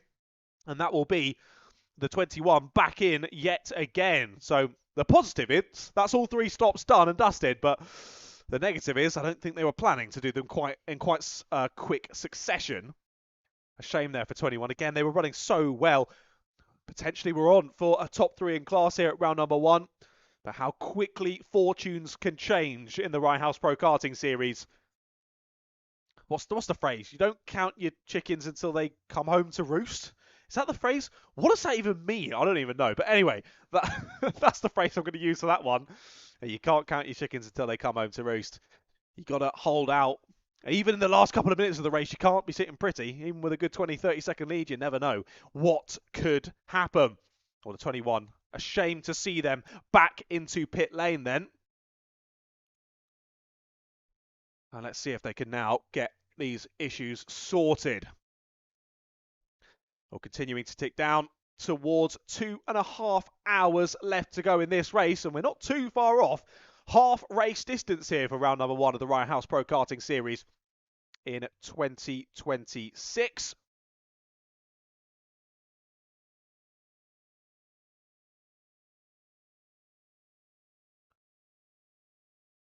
Drivers continuing to hammer on round then. Trying to see if I've not taken note of the number 11 there. I've got them down as 1 pit stop, but I don't think when I saw that pit stop Hayden got in, but maybe I'm making that up in my head. Maybe it's just 1 pit stop. Anyway, I'm going to trust my list, which is bold to do. I'm trying to look at 18 different places at the same time. But anyway, keep an eye out as best I can. Apologies if I do miss anything. We do have another driver into pits, though, and it is 207. The 207 Orange Tree Racing back in. Of course, they had those issues earlier on. They were running second in class for the majority of that first stint of the race. Had to peel back in with issues, but now they're in for a more scheduled stop. Getting a bit of fuel on board, ready for the next stint in this race. After this one, they'll only owe us 1 more pit stop through to the checkered flag. And whereabouts will they drop to? They pitted from 18th place. At the moment, they're still in 18th place. Only under pressure here, really, from MPS Performance to find a way back through. Of course, MPS with their own issues earlier on in this race as well. Always a bit of a race of attrition, these 4-hour endurance races, understandably so. For the drivers to go on for that long is impressive of itself, but the karts as well, to continue lapping without issues for 4 hours, put stress on them. As there's a big wave from the 158 there as they headed out the final corner. That was JZ Racing Pro, 11th place, 4th in class at the moment, gesticulating furiously to people on the pit wall. I'm not sure what that was trying to convey there, but either way, something was awry, as that's a big move down the inside from 36. Wow, big send on the brakes there on the 157. That was a bold move. Through follows Brentwood Karting. But the 157 there of JZ Racing Club, and had to back out of that one at the last moment. They were turning to the apex, and suddenly there was a kart there. Had to dive out of that one, open up the door, and allow those 2 through. That would have been a bit of a scary one for JZ Racing Club, but they did the right thing there. Settling back into it, sitting in the line once more, and continuing on. Right then. 2.5 hours left to go here for round number 1 of the Rye House Pro Karting Series in 2026. Here is what your running order looks like. Purple Racing 5 still in the lead by over 20 seconds. Helicopter Services and your reigning champions for 2025, GKD Racing, round out the podium at the moment. 36 Motorsport leading in the Pro Class, 4th place overall for them. Camtech rounds out the top 5, followed by Project D and Alessia Prime. Then it's Brentwood Karting, still well and truly holding on to the lead in the Clubman class. The only drivers ahead of them are 6 drivers, or 6 teams I should say, in the Super Pro class and 1 in the Pro class. They've got 4 Pro class karts trailing them at the moment. What an impressive performance so far from the 2 drivers that have been behind the wheel for Brentwood Karting. Overson Autos and Going Bananas round out the top 10. They're followed by JZ Racing Pro, DR Autos, Bad Racing, Shadow Racing, JZ Racing Clubman, Alessia, Red Spider Racing, 207 Orange Tree Racing, MPS Performance, DAD, March Racing, Wraith Racing, KTM, and Monkey Monkey. Sadly, Wraith Racing currently still stricken in the pits, trying to work out what the issues are. And Monkey Monkey, we've still not seen them after the first lap of proceedings. Right then. Going to take another small break, but I'll be back in a couple of moments' time.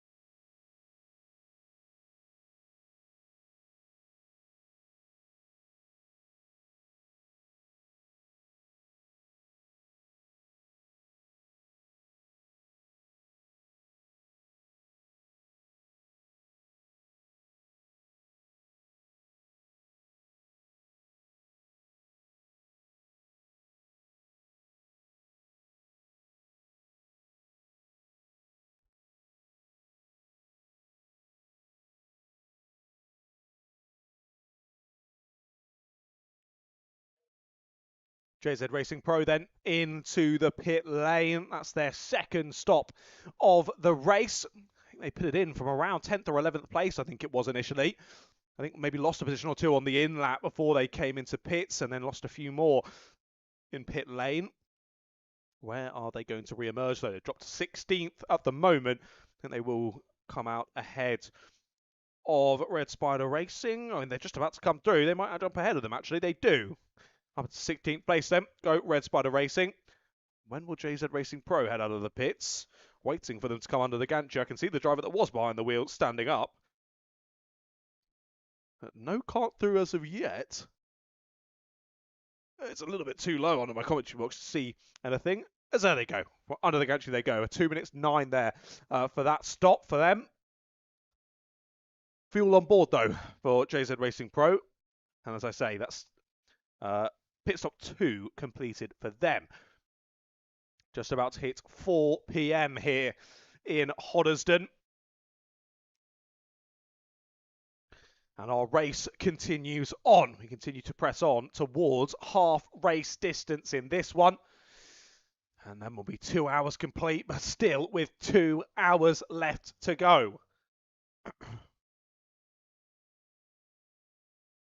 Well, that gap between Purple Racing 5... I keep trying to say Purple Racing 5. They don't have Purple Racing through this season, so I don't need to denote the number. Purple Racing still 20 seconds ahead of Helicopter Services. That gap has remained pretty stagnant. I say that. Few tenths gained on that lap for Purple Racing. Just pops the gap back over. 21 seconds now for them.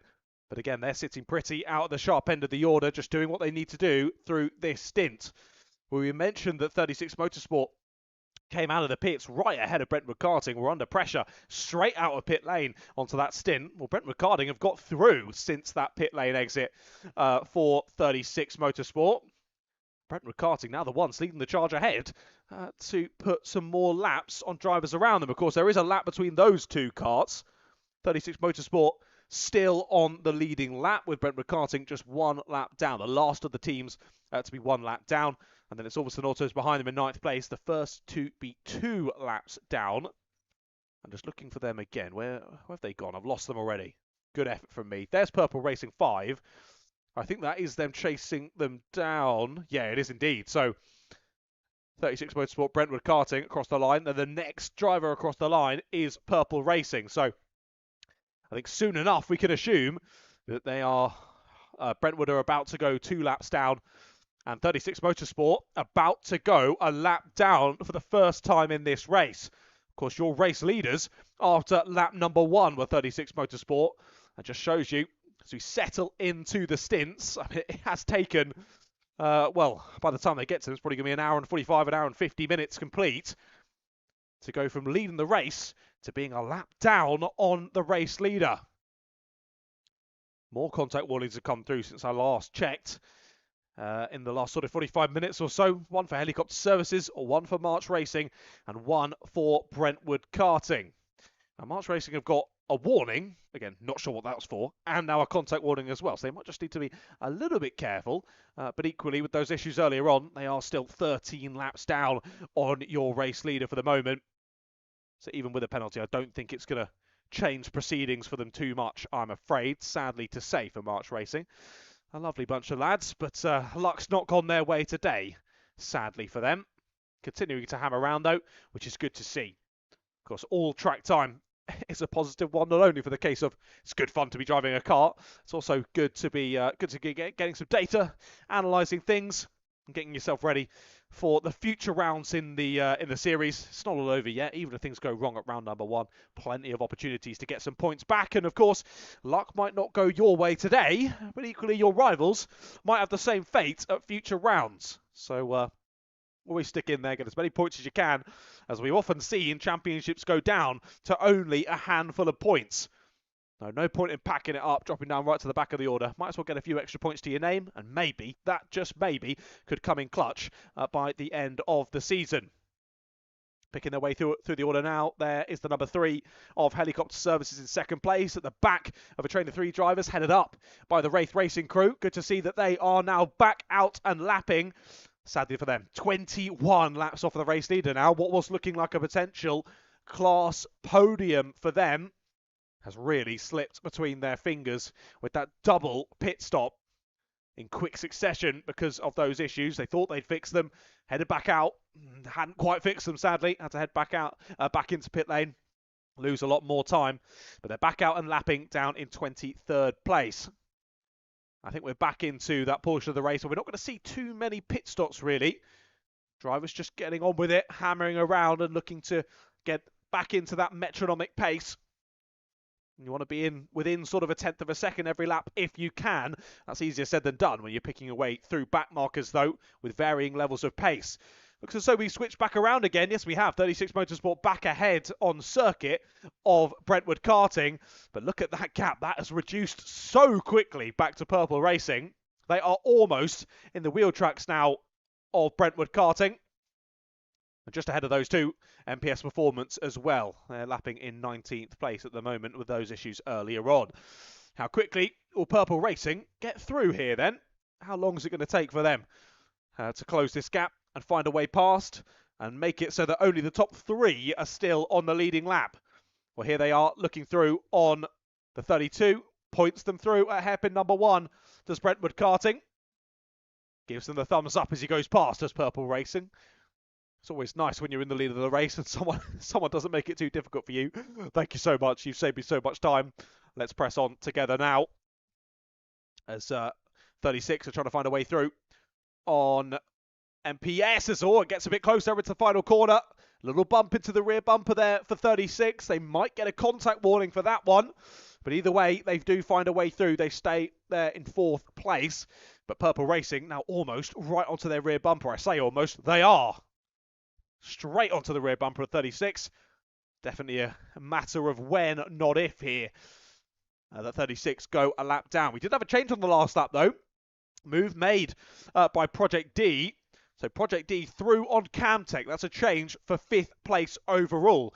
And of course, don't forget, Camtech have given us 1 stop, I do believe. Looking up and down my list. Where are they? Yes, 1 stop for Camtech, but 2 for Project D now ahead. And also 2 for Alessia Prime behind. Project D are on a storming stint here as they move their way through into the top 5. And they are currently the highest placed team to have given us 2 pit stops already in this race. They find themselves, when this comes through, what is that then? Just over 50 seconds off of your race leader. But of course, Purple Racing, their stop that they did give us was for fuel. So they're only needing to give us a scheduled stop with no fuel. And that should mean that even with this charge from Project D, they won't lose the lead in that second round of pit stops for Purple Racing. But I'll try not to commentator's curse it as best I can. And we'll see how they press on towards that next round of pit stops. We're heading down into Stadium Bend once more. Purple Racing all over the back of 36 Motorsport. Not able to get the overlap there, but they'll look for it into hairpin number 1. They get the overlap. Down the inside they go. Bit of side pod to side pod contact. But they were very much alongside enough there to warrant the space being given. And they find a way through. Not too much of a defence being put up there by 36 Motorsport. Through goes Purple Racing, and now I can confirm it is only Purple Racing, Helicopter Services and GKD Racing who remain on the leading lap here. And Purple Racing, despite picking their way through some traffic there, extend their lead to over 24 seconds ahead of Helicopter Services. Which, whereabouts even are they on circuit? They're heading down into Pylon as we speak, as your leader heads down into hairpin number 1. So, honestly, it might not be too long until everyone is a lap down at this rate. What a race from Purple Racing at the moment. Again, I nearly said 5. I'm getting annoyed with myself now that I'm doing that. Anyway, let's press on. So it's 24 seconds back to Helicopter Services, 34 seconds back to GKD Racing. And of course, still lapping at around the 40s and the 41s. I think drivers have settled into the 41s now mostly, a couple dipping down into the 42s. But pace very, very similar amongst the entirety of the field, which is just awesome. Awesome to see. The talent on show in the Right House Pro Karting Series is amazing.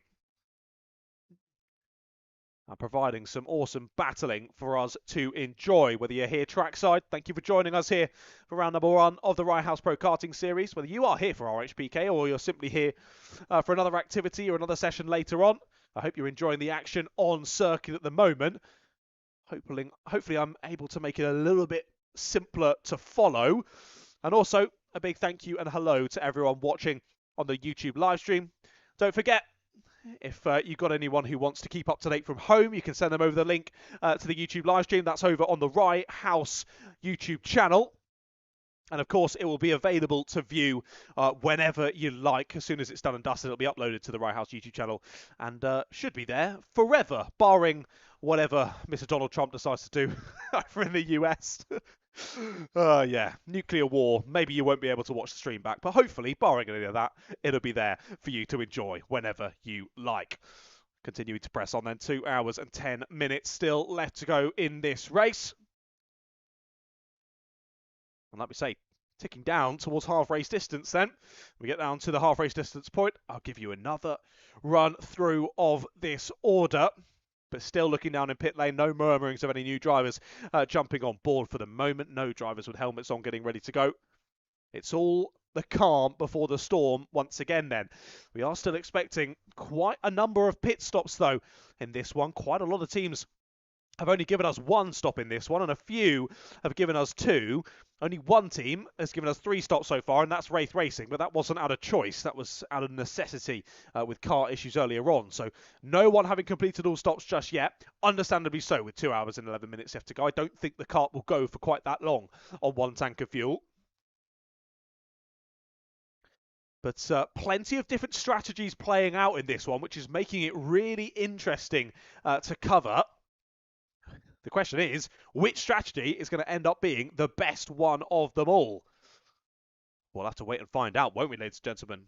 Let me just double check how many teams have given us at least 1 stop. I'm just going to double check. 1, 2, 3, 4, 5, 6, 7, 8, 9, 10, 11, 12, 13, 14, 15, 16, 17, 18, 19, 20, 21, 22, 23. Yeah. So 23 drivers I've counted. The guys on the YouTube live stream enjoyed me counting through the numbers there. 23 have given us at least 1 stop, which makes a lot of sense because Monkey were out after, well, before they even completed lap number 1, sadly, in this one. So that's good to see. I think I'm correctly keeping track of this. I hope. Anyway, every team that's still out there and lapping around the circuit has given us at least 1 pit stop so far in this race.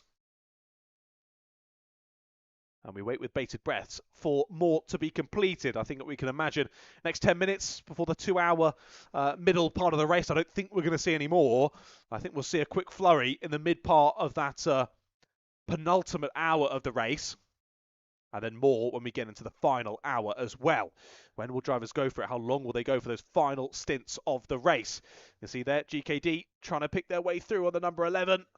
Just deciding quite how aggressive to be. Trying the up and under on a hairpin number 2. And now gets pointed ahead by Hayden, piloting that Going Bananas machine. He chops back in just ahead of the 88 of Shadow Racing. Still lapping there. 3rd place in the clubman class at the moment for Shadow Racing. And again, another team that's already given us 2 stops in this race. Impressive performance from them as they continue their hack here round the circuit.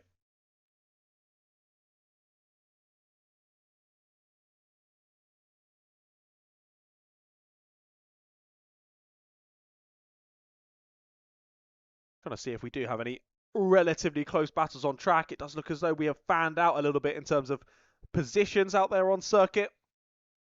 But again, understandably so, when drivers are on very varying strategies here at the moment. I say no one's close to each other. When you look out of the window, there's plenty of drivers very close to each other. They're just not for position. Drivers working out their different races and different strategies, converging on the same piece of tarmac, but on different laps. We've got 3 drivers nose to tail, headed up by Helicopter Services, Ulverson Autos and Wraith Racing, following closely behind. Ulverson Autos in the number 10, still 2nd place in the clubman class at the moment.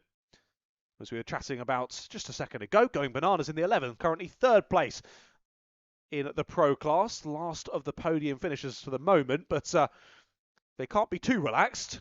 They've only got about 10 seconds between themselves and the number 6 of DR Autos, just off of the podium here in their first, I guess you'd say, official race in Pro. They were, of course, in Pro for the Winter Cup as well. That was just a little one-off tester. Now we're into the full main season. And DR Auto's doing really well here, jumping up into the pro class. Rest of them, it's Alessia in 5th place in class, JZ Racing Pro 6th, turn 207 Orange Street, and MPS Performance. Of course, issues for the last few of those. JZ Racing coming in only a few moments ago for that second stop. So they'll just need to give us one more before race end, which we are still quite a distance from. Still just over 2 hours as they're round the outside into pylon, almost a carbon copy of what we saw on the last lap there for Going Bananas. Previous time it was GKD getting by, and this time it is Shadow Racing getting through and getting a lap back then on Going Bananas. Only 1 lap behind now for Going Bananas are Shadow Racing. And what's their gap between themselves and Bad Racing? About 24 seconds it is between number 39 and number 88. Second and third in the clubman class, respectively, for those two. But it is still DAD with the fastest lap of the race. Set back on lap number 72. Oh, your race leader is currently on lap number 161. So a few more laps have been completed since that fastest lap earlier on from DAD. Clearly, whatever issues it was, though, that made them stop down at Stadium Bend in the opening part of this race, they quickly were able to make right. And they've been lapping very well since then. But, yeah, they've got their work cut out for them to gain positions back. Still 9 laps down from the race leader are DAD. They're only 1.5 seconds off of the back of MPS Performance, though, as they went onto this lap. So they haven't quite got past yet. But I think they're nose to tail heading down through Stadium Bend. Yes, they are. So this is going to be a battle for position. 2 different classes, but battling for 19th place in this one. 2 karts who have had their own various issues in this one. DAD looked for it there at hairpin number 1. Couldn't find a way through. Tempting up and under there out of hairpin 2. They'll run side by side. MPS move over, let them on by. I think maybe with the red plate, they didn't quite realise that that was for position. But either way, didn't want to lose any time. Allow for DAD to press on through. So it's into 19th place then for team number 7. And back down into P20 for MPS Performance. Only 6 minutes then until we get to our next milestone of 2 hours left to go in this race. 120 minutes still on the clock. We say time flies when you're having fun. Time always flies here at RHPK rounds. But it's always the same. Despite the varying strategies, it's always this part of the race where we just settle in to a bit more of a metronome. The spaces between the battles on track extend just a little bit with those various strategies. But I'm sure they'll come back into play later on in this one. I said I wasn't expecting any pit stops, but I think Bad Racing are in. Yes, they are. So Bad Racing in for a stop then. Let's mark that one down.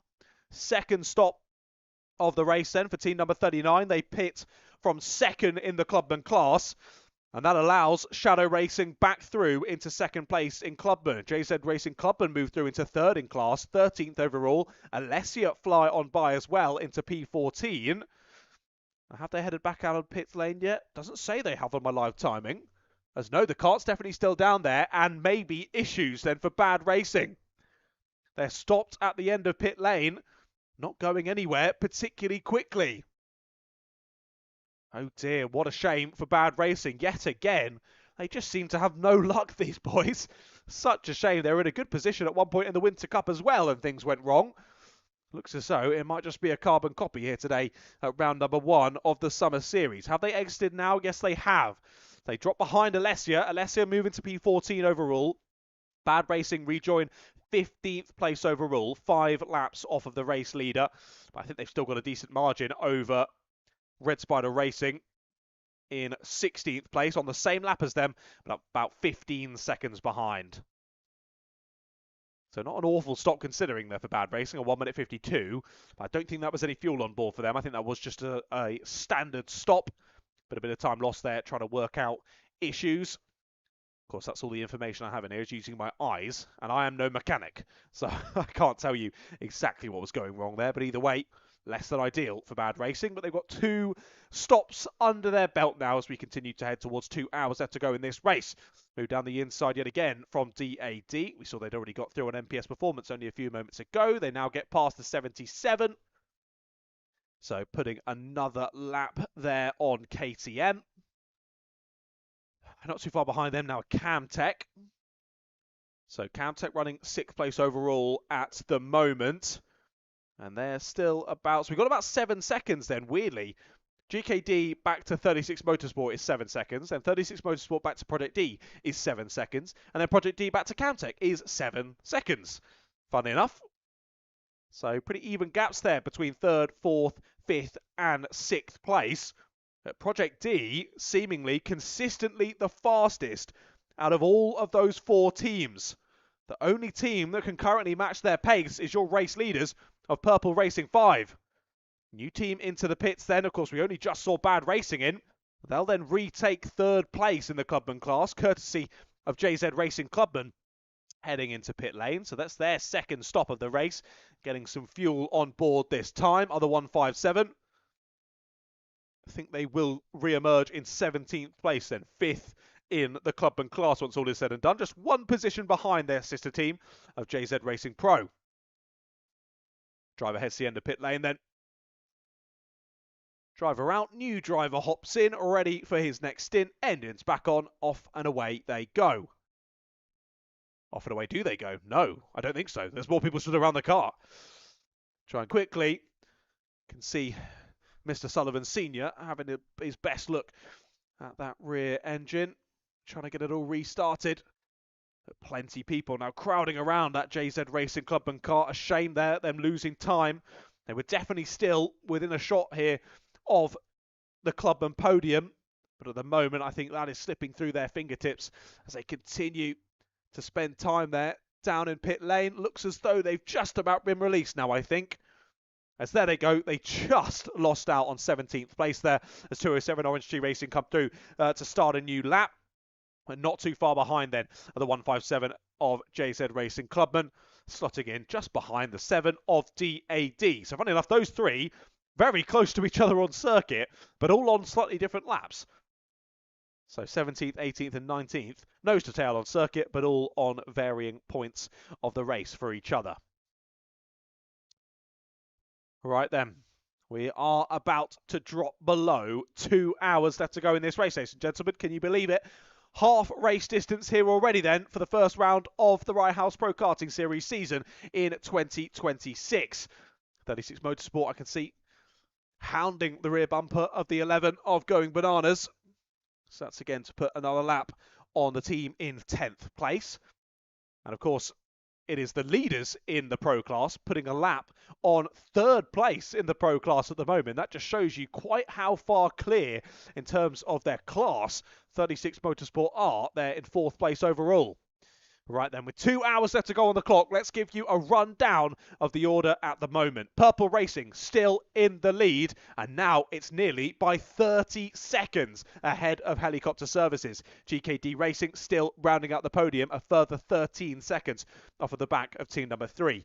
36 Motorsport still hanging on there in P4, leading that Pro class. But Project D are continuing to chase them down. That gap now down to 5 seconds. Back to the team in 5th place. They're followed by Camtech and Alessia Prime. Then it's Brentwood Karting, still there in 8th place and well and truly in the lead of the Clubman class. What a showing so far for the new kids on the block there of Brentwood Karting. They're followed by Ulverson Autos and Going Bananas, who round out the top 10. Behind them, DR Autos and Shadow Racing, Alessia, Bad Racing, Red Spider Racing, JZ Racing Pro, and 207 Orange Tree Racing, JZ Racing Clubman, DAD, MPS Performance, March Racing, KTM, Wraith Racing, and Monkey rounds out the order at the moment. Right then, half race distance still left to go, ladies and gentlemen. Still anyone's game, but for the moment, Purple Racing have one hand on that first trophy of the year. Lots of time for things still to play out, though. I don't want to commentators curse them, but let's just see what happens.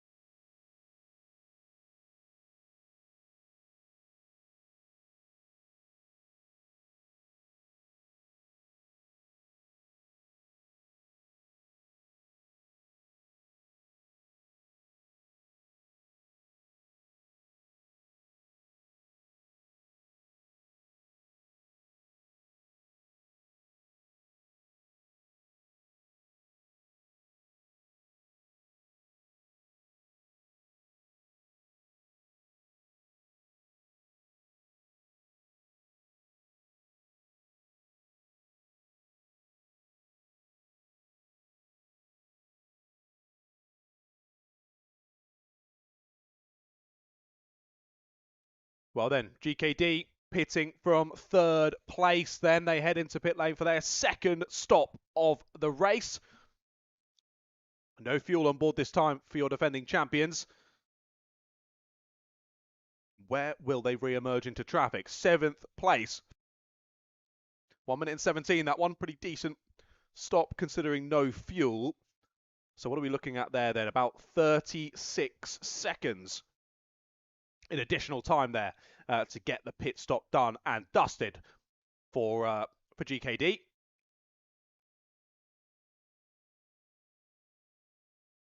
So getting past them, 36 Motorsport back into the overall top 3. Project D into 4th, Camtech into 5th, and Alessia Prime into 6th place. Well, looking at that then, Alessia Prime have already given us 2 stops, and so have Project D. And they are both now ahead of GKD Racing on track, who, as you have just seen, have just given us their second stop of the race. So early strategies then for Project D and Alessia Prime seem to be going pretty well at the moment. Project D still your highest placed team to have given us 2 pit stops already in this race. And as I mentioned, they were slowly but surely closing in on 36 Motorsport. Both teams having to pick their way through quite a substantial bit of traffic over the last couple of laps. As it is pretty chaotic as I look out of my commentary box. Drivers diving left, right and centre there through the 2 hairpins. As that driver's trying to make their way past the Wraith Racing car. Saw them have another stop a few moments ago. I think it was JZ Racing Pro that were in soon enough with them as well, if my memory serves me correctly.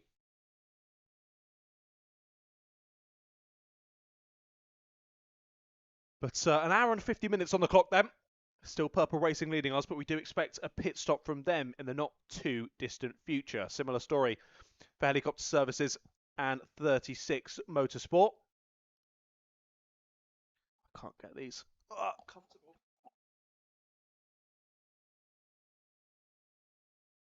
Oh, trying to get my headset comfortable on my head. Oh. There we go. That's a bit better. A little bit. Oh.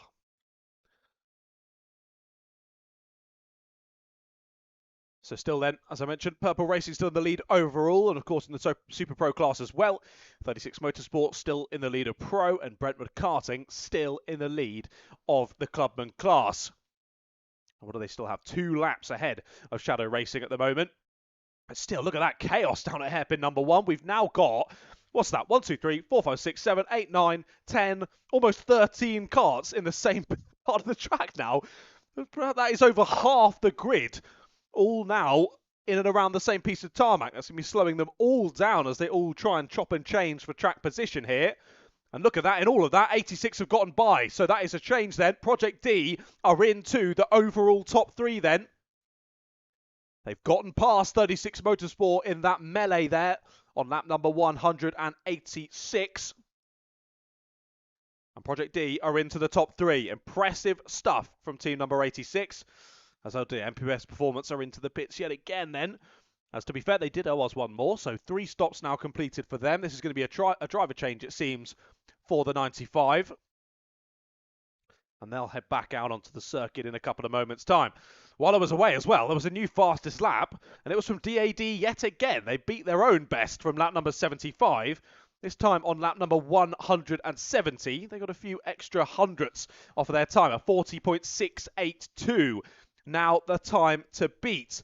The only other drivers, only other teams who have dropped down into the 40s are your top 3 at the moment. Purple Racing, Helicopter Services and Project D. It's a 40.6 for DAD, a 40.8 for both Purple Racing and Project D, and then a 40.9 for Helicopter Services. All of them lapping consistently in the low 41s, but crucially Purple Racing quite often dipping down back into the 40s as well. It was a 40.9. They've just popped in a 41.2. So again, bouncing around those few tenths of a second margin. Impressive.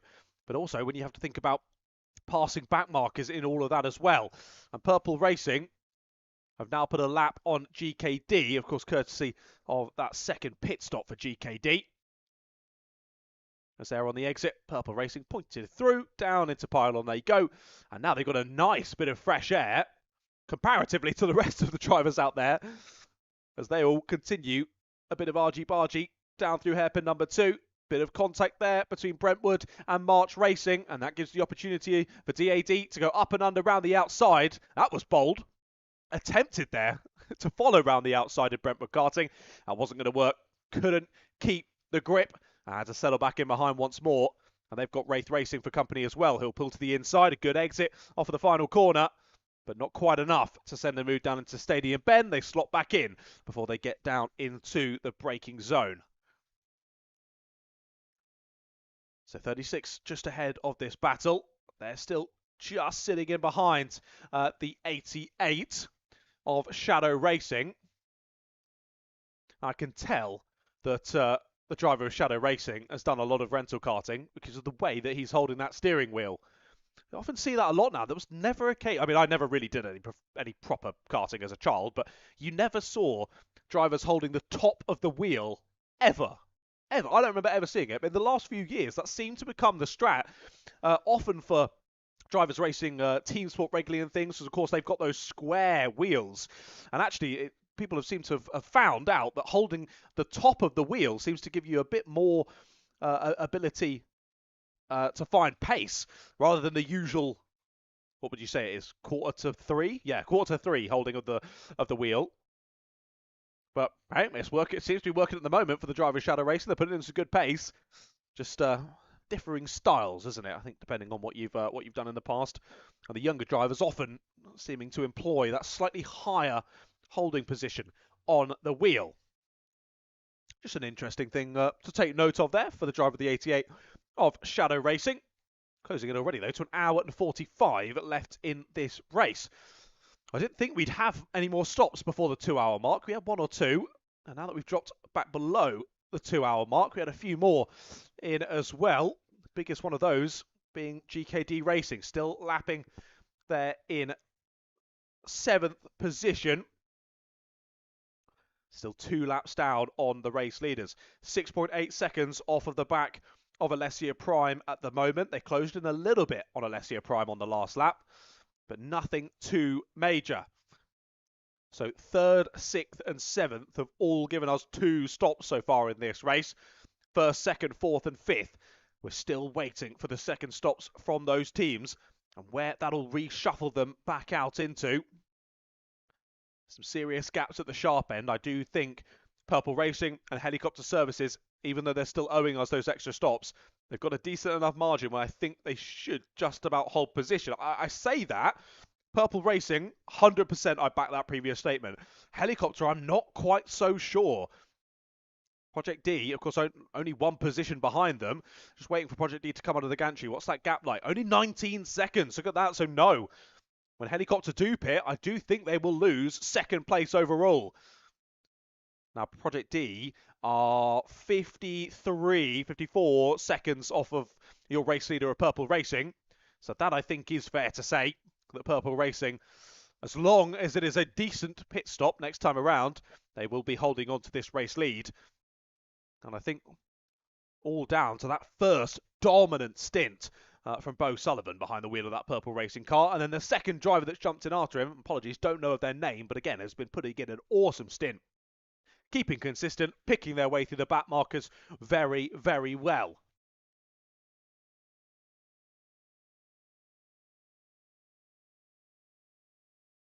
Now we do have a couple of drivers just waiting to go there. Right, one driver pits in. This is the 207 Orange Tree Racing car. We can see, I believe it's Ollie, waiting to jump into the kart.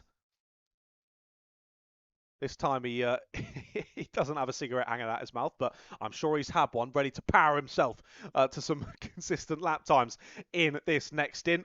207 Orange Tree then into the fuel bay. So this will be, well, their 3rd and final necessary stop in this one, but that is going to be a good hour and 40 minutes behind the wheel of the car. I do think it will go that long on a tank, but I'm not 100% sure. So we'll have to wait and see whether they have to make a splash and dash later on, or whether this will be enough juice in the tank to get them through to the checkered flag.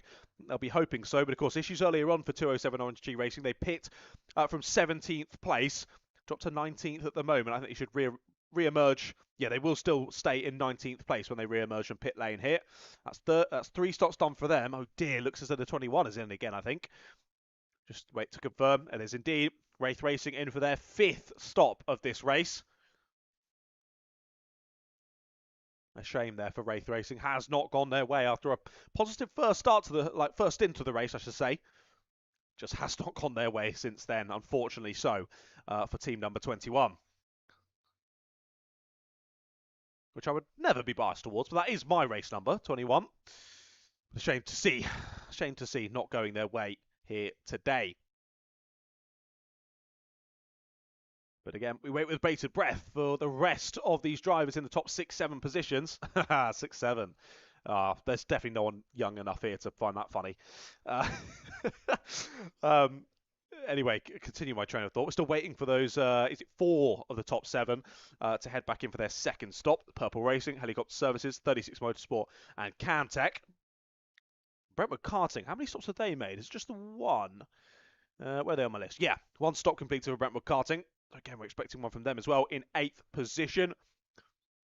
The 10 of Orbison Autos has given us 2 in P9. The 6 of DR Autos, I think, owes us 2, though. Yeah, indeed. Only 1 stop completed then for DR Autos. So it is a good mix in and amongst the top 10 of who has given us 1 or 2 stops. But impressive showing.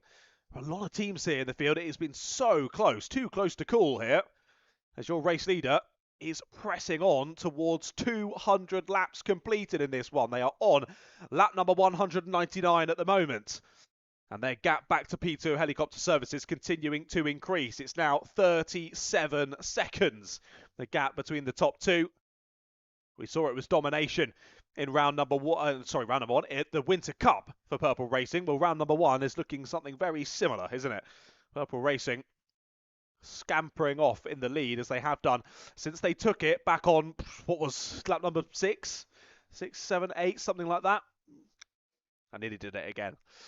Anyway. Oh, my goodness. And there is Purple Racing 5 heading down through hairpin number 1 once more.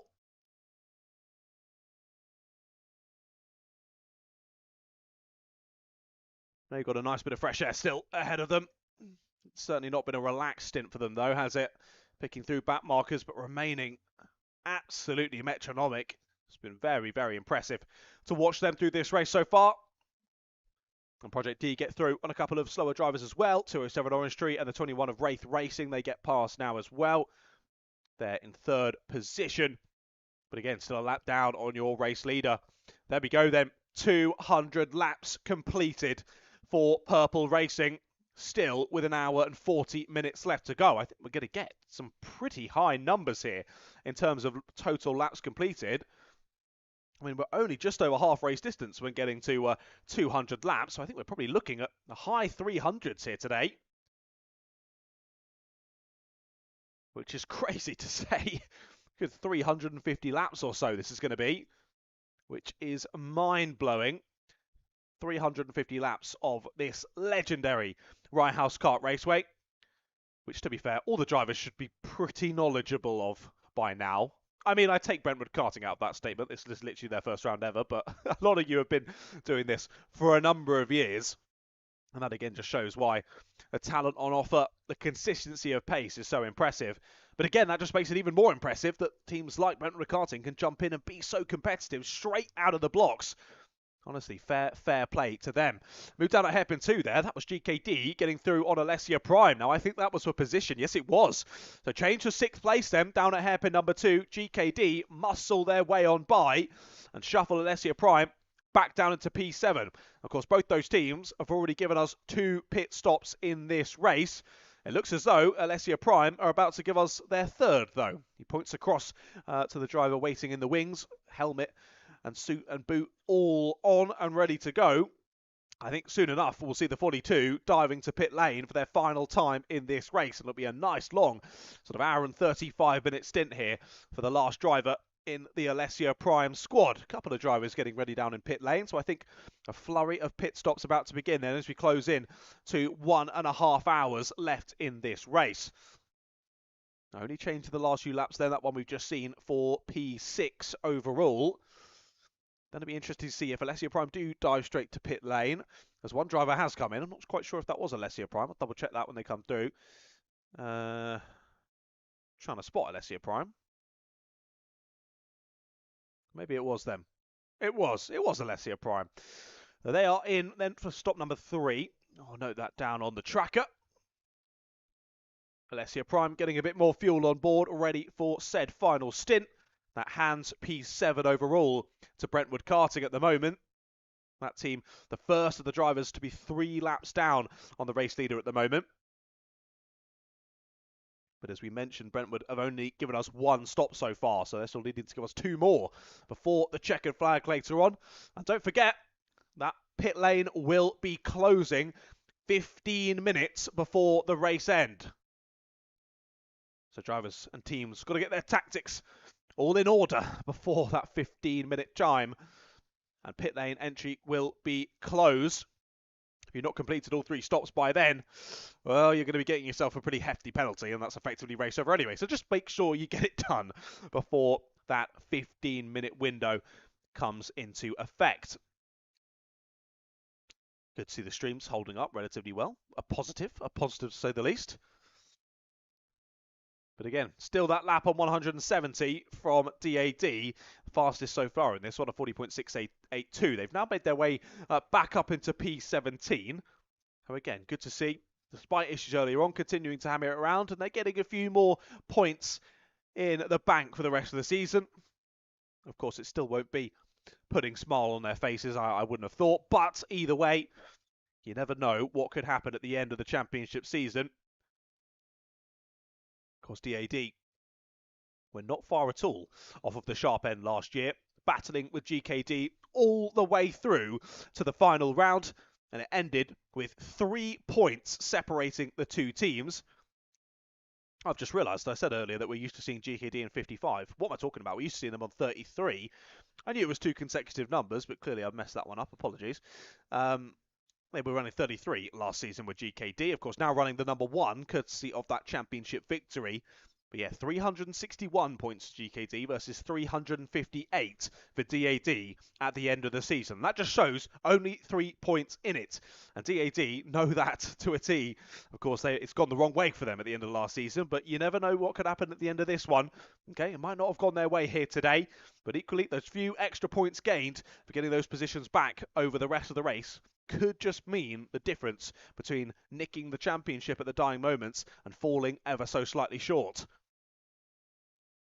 5 minutes then until we hit our next milestone of 90 minutes left to go in this race. A new personal best on the last lap from DR Autos. A driver of that machine still finding a bit more time out there. 41.204 new personal best for them. Impressive time to say the least. Of course, we mentioned earlier on, it's only those 4 teams, the leading 3 and DAD, who have dropped down into the 40s. But close enough. Camtech, 41.081, and also 41.079 for the Clubman team of Brentwood Karting. I think at this point, they're being so impressive that there might be some rethink of what class they should be in for round number 2. This is mightily impressive. I mean, if they were in the pro class, they would still be second in class at the moment. And they are well clear in the leader Clubman at the moment. 7th overall for them. 2nd in the Clubman class is Shadow Racing down in P12. And Bad Racing, despite that slightly longer second stop, I believe it was. Let me consolidate my notes. It was indeed. Second stop for the 39. Of course, they spent a little bit more time at the end of the dummy grid, just working something out. Not quite sure what that was. Doesn't seem to have hampered their pace, so still consistently in the mid-41s at the moment. And still there, 14th overall, 3rd place in the Clubman class.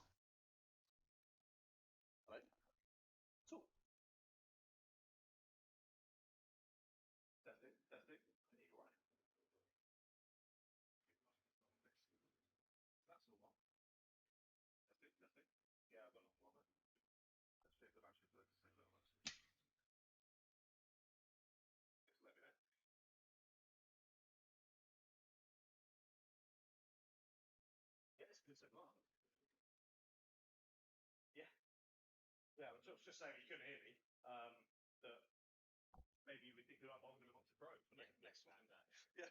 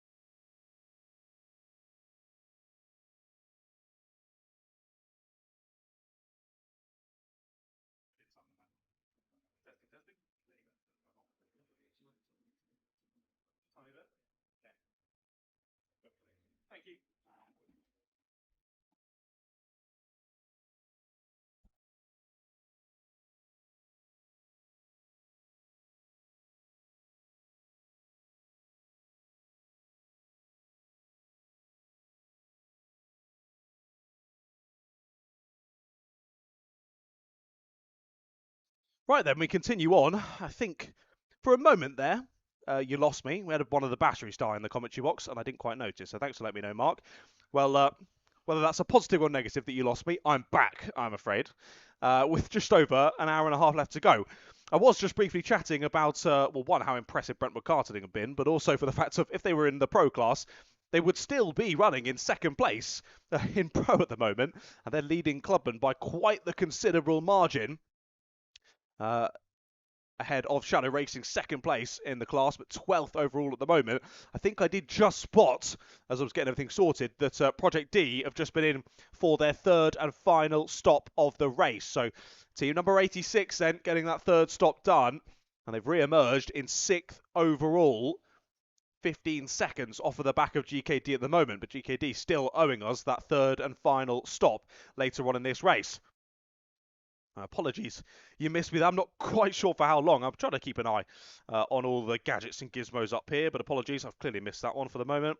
But I'm back for the last 90 minutes of racing action. Of course, any commentary that was missed over the tannoy, you can always go back and listen to whenever you like on the YouTube live stream. My headset's always linked up to that, so no batteries to die. So it's always going to work for me. That's all. We've got someone else in. Red Spider Racing this time into the fuel bay. And let's note them down. I believe that's only their second stop of the race so far, so I think they'll need another one before the checkered flag. But more fuel going on board then for team number 24. They pit from 4th place in the Clubman class and 15th overall. So again, it's been a really good race so far in this one for Red Spider. And let's see how they continue to crack on. With this one then, they get pushed down to the end of pit lane and looks as though a new driver getting ready to jump behind the wheel for them. We have got a couple other drivers looking like they're getting ready to hop in for a new stint as well. I'll stick with you for the next flurry of pit stops. But less than 90 minutes now left to go on the clock here for round number 1 of the Rye House Pro Karting Series in 2026. Let's run you through the order as it stands. Purple Racing still in the lead. And I actually can't tell you what the gap is now, as we wait for helicopter services to come through. I think actually Purple Racing might have now put a lap on them as well. They come across the line to start lap 216, and helicopter services are right behind them. So yes, there has been that reshuffle, and now Purple Racing have put a lap on every single kart out there on the circuit. That is just unbelievable. Second place then for helicopter services. Third place for 36 Motorsport, as Brentwood Karting now come in for their second stop of the race so far. So they pit in from 7th place overall. It's 4th place for Countech, 5th place for GKD Racing, 6th place for Project D. It was 7th for Brentwood Karting, but they've just pulled in, so that's been given to Ulverston Autos in P7. DR Autos just behind them, then Going Bananas round out the top 10. Alessia Prime just outside of it in P11. They're followed by Shadow Racing. Alessia, Bad Racing are there as well as, oh dear, Red Spider are back in again. What's happened there? Red Spider Racing. Or maybe that's the plan, to be fair, because they did owe us another pit stop, so maybe that was always the plan. Let's just have the new driver come in. I don't think he got out and ran around the kart there. Hey, I'm not going to say anything. I'm not a steward, but I don't think I saw him run around the kart. Anyway, Red Spider head back out of pit lane and carry on with the race. Let's carry on down the list. Where did I get to? Bad Racing in 14th, JZ Racing Pro in 15th, DAD in 16th, Red Spider Racing now they're in 17th place. followed by JZ Racing Clubman, 207 Orange Tree Racing, MPS Performance, March Racing, KTM, Wraith Racing, and of course Monkey Monkey. Sadly, we still have not seen them since that first lap incident. Well, yeah, pit lane starting to get a little bit busier once again. Another driver back into the pit lane, and they're also into the fuel bay to get a bit more juice on board, ready for the final stint. And that, I believe, is the 88 of Shadow Racing, who are in for their third and final stop of the race. This will be, as yes, it is confirmed, 88. Well, we'll note that down. So 3 stops completed then for the 88 of Shadow Racing. They basically answered that call from Brentwood Karting. And Brentwood did come out ever so slightly ahead. So I think we're more than likely to see here, once Brentwood Karting give us that final stop, they'll be just ahead of Shadow Racing when they re-emerge out on the black stuff. As another driver dives into pit lane then for another stop. Oh, there's March Racing already at the fuel bay as another driver heads down the pit lane entrance. So March Racing then, this is their third and final stop of the race for team number 53. As who is this now in again? Oh dear, it's the 21 again. What a shame for Wraith Racing. That'll be 6 stops now completed for Wraith Racing. A few more than necessary. But yeah, I think some issues for the car number 21. Another driver now dives into pit lane as there goes March Racing to the end of the dummy grid. Get themselves sorted and back out onto the black stuff as quickly as possible. As here, I think that's Camtech who are in now. Yes, it is. The 50 of Camtech pull into pit lane. Again, this is only their second stop of the race. What a monstrous stint there from the driver behind the wheel of the number 50. Gets out, and I can only imagine there'll be a new driver getting behind the wheel of that, surely. He can't go on again. A new driver hopping on board, I would imagine, for team number 50, and they've had a bit of a quiet race in this one, but just chilling there in around 5th or 6th place for the majority of this one, just hammering home slurry in the next couple of minutes. We'll keep our eyes out for what will play out in pit lane. And I did see a couple of drivers getting themselves suited and booted and ready to go, and one of those is Mr. Bo Sullivan. I think he's possibly heading back out then for Purple Racing, which I think is not a bad strategy, to say the least, considering how quickly he was going in that first stint of the race. Putting pedal to the metal and flying out there. I do believe, of course, I've got my my facts incorrect there, but hopefully I'm right with that one. As time continues to tick down then. Alessia Prime have moved past going bananas on the last lap. That was for position. That was for P9 on circuit. So Alessia Prime very much back into the top 10 then. And of course, don't forget, Alessia Prime have given us all 3 pit stops already. So definitely a team to keep an eye on. And same with Project D as well.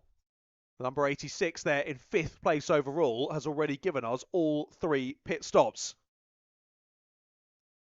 But still, what teams have only given us 1? Helicopter Services have only given us 1. Purple Racing had only given us 1, but I can see that they are now there in the fuel bay. So your race leaders pit for their 2nd time in this race.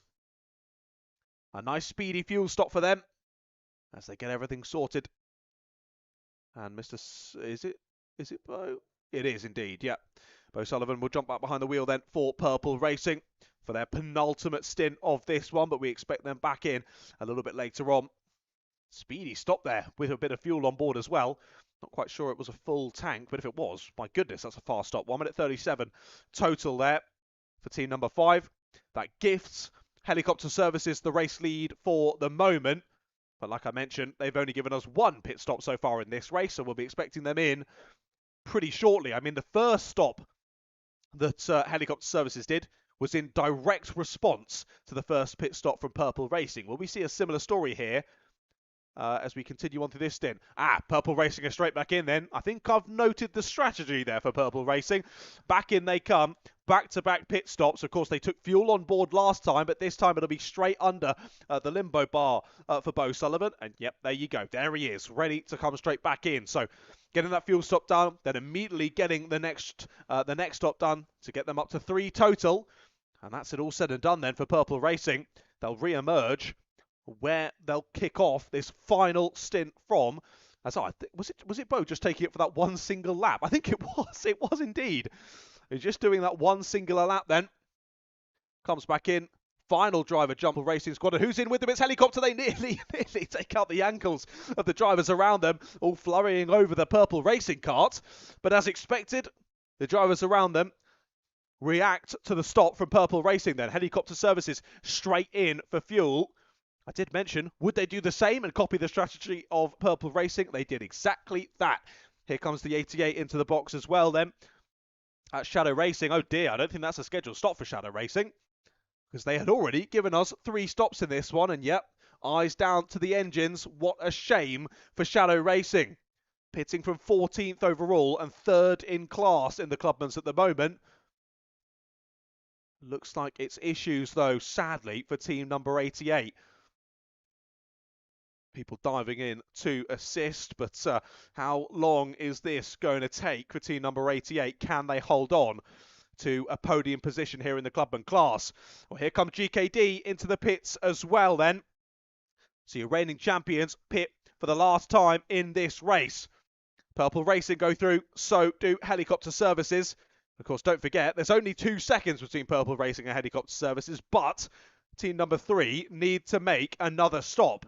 I'm interested to see what the strat is here. And funny enough, our top 3, yeah, they're nose to tail, but they're on separate laps. Purple Racing 5 heading through Pylon, closely followed by 36 Motorsport and Helicopter Services. But 36, a lap ahead of those 2 drivers, or pretty much. Of course, that was GKD. I've already noted them down. 3rd and final stop, end of pit lane they go, and back out on circuit goes GKD. Where will they re-emerge? I think it's going to be 6th place. It is 6th place. 10 seconds behind Ulverson Autos. But again, the number 10 owing us another pit stop later on in this stint. Oh, what a shame. 88's up on the kart stand, I can see.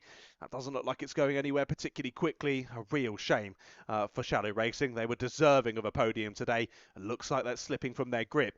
Camtech are in once more as well. Then the number 50 pits in for their final stop of this race. And a couple of other drivers into the fuel bay. Look at that. Messing up the strategy somewhat. I can't see who that is. 2nd in the queue, but they're going to be losing vital time here, waiting for the fuel bay to become open to them. The 157, I think it is the team ahead of JZ Racing Clubman. Yes, it is. So that's their final stop of the race. So JZ Racing Clubman make their way through. Who was the team stuck in behind? Shadow Racing is still there. It's DR Autos, I think, the number 6. I do believe it is. So again, this is only DR Auto's 2nd stop of the race, but will we see similar proceedings to what we saw earlier on? As all, watch out in the pit lane, watch out in the pit lane. Oh, that was mightily close. Drivers trying to get their way down to end of pit lane as soon as possible. But the rest of everyone needs to just be keeping a watchful eye of what's going on. You don't want to get knocked in the ankles by a go-kart. It's not the most enjoyable experience. As I can see, the 157 had obviously come in. They are still in, and that was because of a mechanical flag, actually, for 157 that I hadn't spotted. So they're in for a mechanical. So actually, looking down at the 157, that might not be a stop that counts because they had to come in by force of the race director rather than under their own volition. So again, not 100% sure there in terms of the rules on that, but I'll keep a note just in case. As oh, there goes the limbo bar into the fuel bay. Oh dear. Who was that knocking it over? I think it's DAD, isn't it, that's in the pits? Yes, it is indeed. So number 7. And again, that's their 2nd stop of the race. Oh, ouch. Well, I was expecting a flurry of pit stops there, but that was certainly busy in amongst pit lane. And everyone watch out again, move out the way. It's DAD, come on by. Push down to the end of pit lane, goes number 7. I think it will be a drive for them. Yes, indeed it is. New driver hops in behind the wheel for number 7. Again, we're expecting a stop from them. Again, in this last part of the race. But a serious flurry of pit stops there. With an hour and 20 minutes still left to go on the clock here for the first round of the year here of the Right House Pro Karting Series. starting to lose light as well. We can just about tell. What's the time now? We've just gone past 5 p.m. here in Hoddesdon. You can just see the light ever so slightly starting to fade. We've got to be careful as well. If we do end up having the floodlights turned on here in the dire moments of the race, you've got to make sure you've got a clear visor on. As don't take too kindly to having tinted visors on in dark and dusk conditions. You've got to make sure they're changed over to a clear visor, or you risk getting a black flag and having to come back in for an extra stop. So either change driver or get your visor changed over, whichever. I mean, it's probably quicker to change driver, isn't it, really? And who's this now into the fuel bay? Who is in? It's Orbison Autos. Orbison Autos it is. Oh dear, there was a spin there at the final corner. Who was that? Number 6 of DR Autos it was. Spin at the final corner. I think they're back up to speed now. Just a little mistake there through pit bend. And Orbison Autos then, let's write that down. They were in only not too long ago. Back in again then for their final stop of the race. Big push there from the assistants. And they get down to the end of pit lane nice and speedily. They drop down to P10 at the moment. Where will they re-emerge? They pitted from 6th place overall. Couple of drivers that have slipped through, still owing a pit stop. But actually quite a lot of them now having completed stops for the race. 36 Motorsport still very much outstanding. They've only given us 1 so far in this race. So still expecting 2 from your outright race leaders at the moment. Ulverstone Autos peel back out onto the circuit then in 10th place overall. Very fitting for team number 10. They re-emerge 3rd place in the pro class. But again, like I mentioned, 36 Motorsport out in the overall lead. Still need to give us 2 more pit stops. And going bananas on the number 11. Oh, it's the same. It's the same. I thought they'd only given us. I thought they'd given us 2, but no, they've only given us 1. So 3 stops completed for 3rd place in the pro class, but only 1 stop completed for both 2nd and 1st. Speaking of, 36 Motorsport are in. So scrap what I just said. 36 Motorsport, their 2nd pit stop getting done and dusted. Now they pit from the overall race lead, and Purple Racing immediately take it straight back. Back to the race lead go Purple Racing, and they've done all their pit stops. It's now just a run to the flag for Purple Racing. Alessia Prime are into the pits once more. This will be the 4th stop, I believe, for Alessia Prime. As I think it might be engine issues. It is, yeah. Real left engine issues for Alessia Prime. A shame there. Team rushing over to go and offer assistance. But clearly had no idea that the 42 was coming straight in there. And so you'll rush over to offer assistance. The 11 also in, as I was just mentioning. We needed a couple more stops from 36 and 11. Well, here come Going Bananas in. Hayden brings that monster of a stint to a close. Gets pushed down to the end of pit lane. And surely there'll be another driver ready to jump in. There is. Hayden jumps on and out. New driver into the seat then for the number 11. We will see them back in yet again. They still owe us another stop, at least to my list, which I'm going to trust. But we'll wait and see whether I'm right to trust it. By the end of this one, what a shame for Alessia Prime. Had those earlier issues and, of course, battled well at the start of this one, making that early pit stop, trying to make that strategy work, and it certainly was working. They were there in and amongst the top 10, but they've had to make an extra stop now. They should have been running all the way to the end of the race, and it probably would have been a top 7, a top 6 at least for Alessia Prime. But again, things can go wrong in the blink of an eye here in the Right House Pro Karting Series, and sadly, looks as though Lady Luck not looking down on Alessia here today, as they now drop out of the top 10, down to 13th place at the moment as they continue to try and get this engine back to full happiness. Who's this now in? There we go, 36 Motorsport in once again. Very similar strategies here amongst some of the teams, pitting in close quarters. Their sister team of Alessia still running in 3rd place in the pro class at the moment, P9 overall. But all the teams focus currently on the sister team, the 42 of Alessia Prime, as they continue to tumble down the order.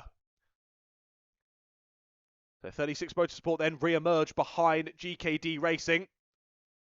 I think to be expected there, the order that we were in before those pit stops.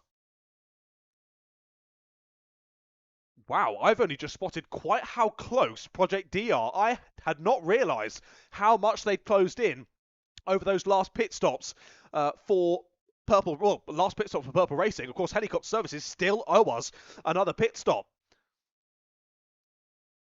Before I get too excited, I'm going to consolidate my list. Yep, 3 stops completed for Project D, 3 stops completed for Purple Racing, and there's only about 6 seconds between them. Purple Racing have dominated since about lap 6, 7 or 8 of this race. Could we see a battle for the lead here through the final hour? We've got more teams in for fuel then. I think it's bad racing. The sharp end there, it is indeed. So bad racing on the 39. This will be their 3rd and final stop. A bit more fuel on board. And they continue on to the end of pit lane. Of course, they had a couple of issues earlier on, but they have battled through really well. We said the guys having struggling to find luck to bad racing. Well, they head back out of pit lane then and continue on. Here's the sister team of Alessia Prime. Have Alessia Prime headed back out on track now? No, I think they're in the awning. Yes, they are. What a shame. Alessia Prime under the awning. But Alessia in for their 3rd and final stop of the race. They pit from 9th place and they'll re-emerge in P11. So 11th place then for Alessia, right in the middle of a huge squabble for class. That puts them 5th place in class at the moment. But of course, 36 have given us all 3 stops now. Yes, they have. I think the same for Ulverson Autos is true. Yep, 3 stops for them. Going Bananas. Have they given us 3 now? No, only 2 for Going Bananas. And DR Autos, only 2 for them as well. So, of the drivers, or the teams in the Pro class to have completed all 3 stops, Alessia are a 3rd of those. But it'll depend on how much time Going Bananas and DR Autos lose in those final stops. Another team there into the fuel bay. I think that's the 158 of JZ Racing Pro. Yes, it is. So they pit from 12th place to JZ Racing Pro, and this is their last stop of the race. So I think the teams we're expecting another stop from, the 77 of KTM, the 32 of Brentwood Karting, the 11 of Going Bananas, the 7 of DAD, the 6 of DR Autos, and the 3 of Helicopter Services. Otherwise, I believe every other team has completed all 3 stops in this race so far.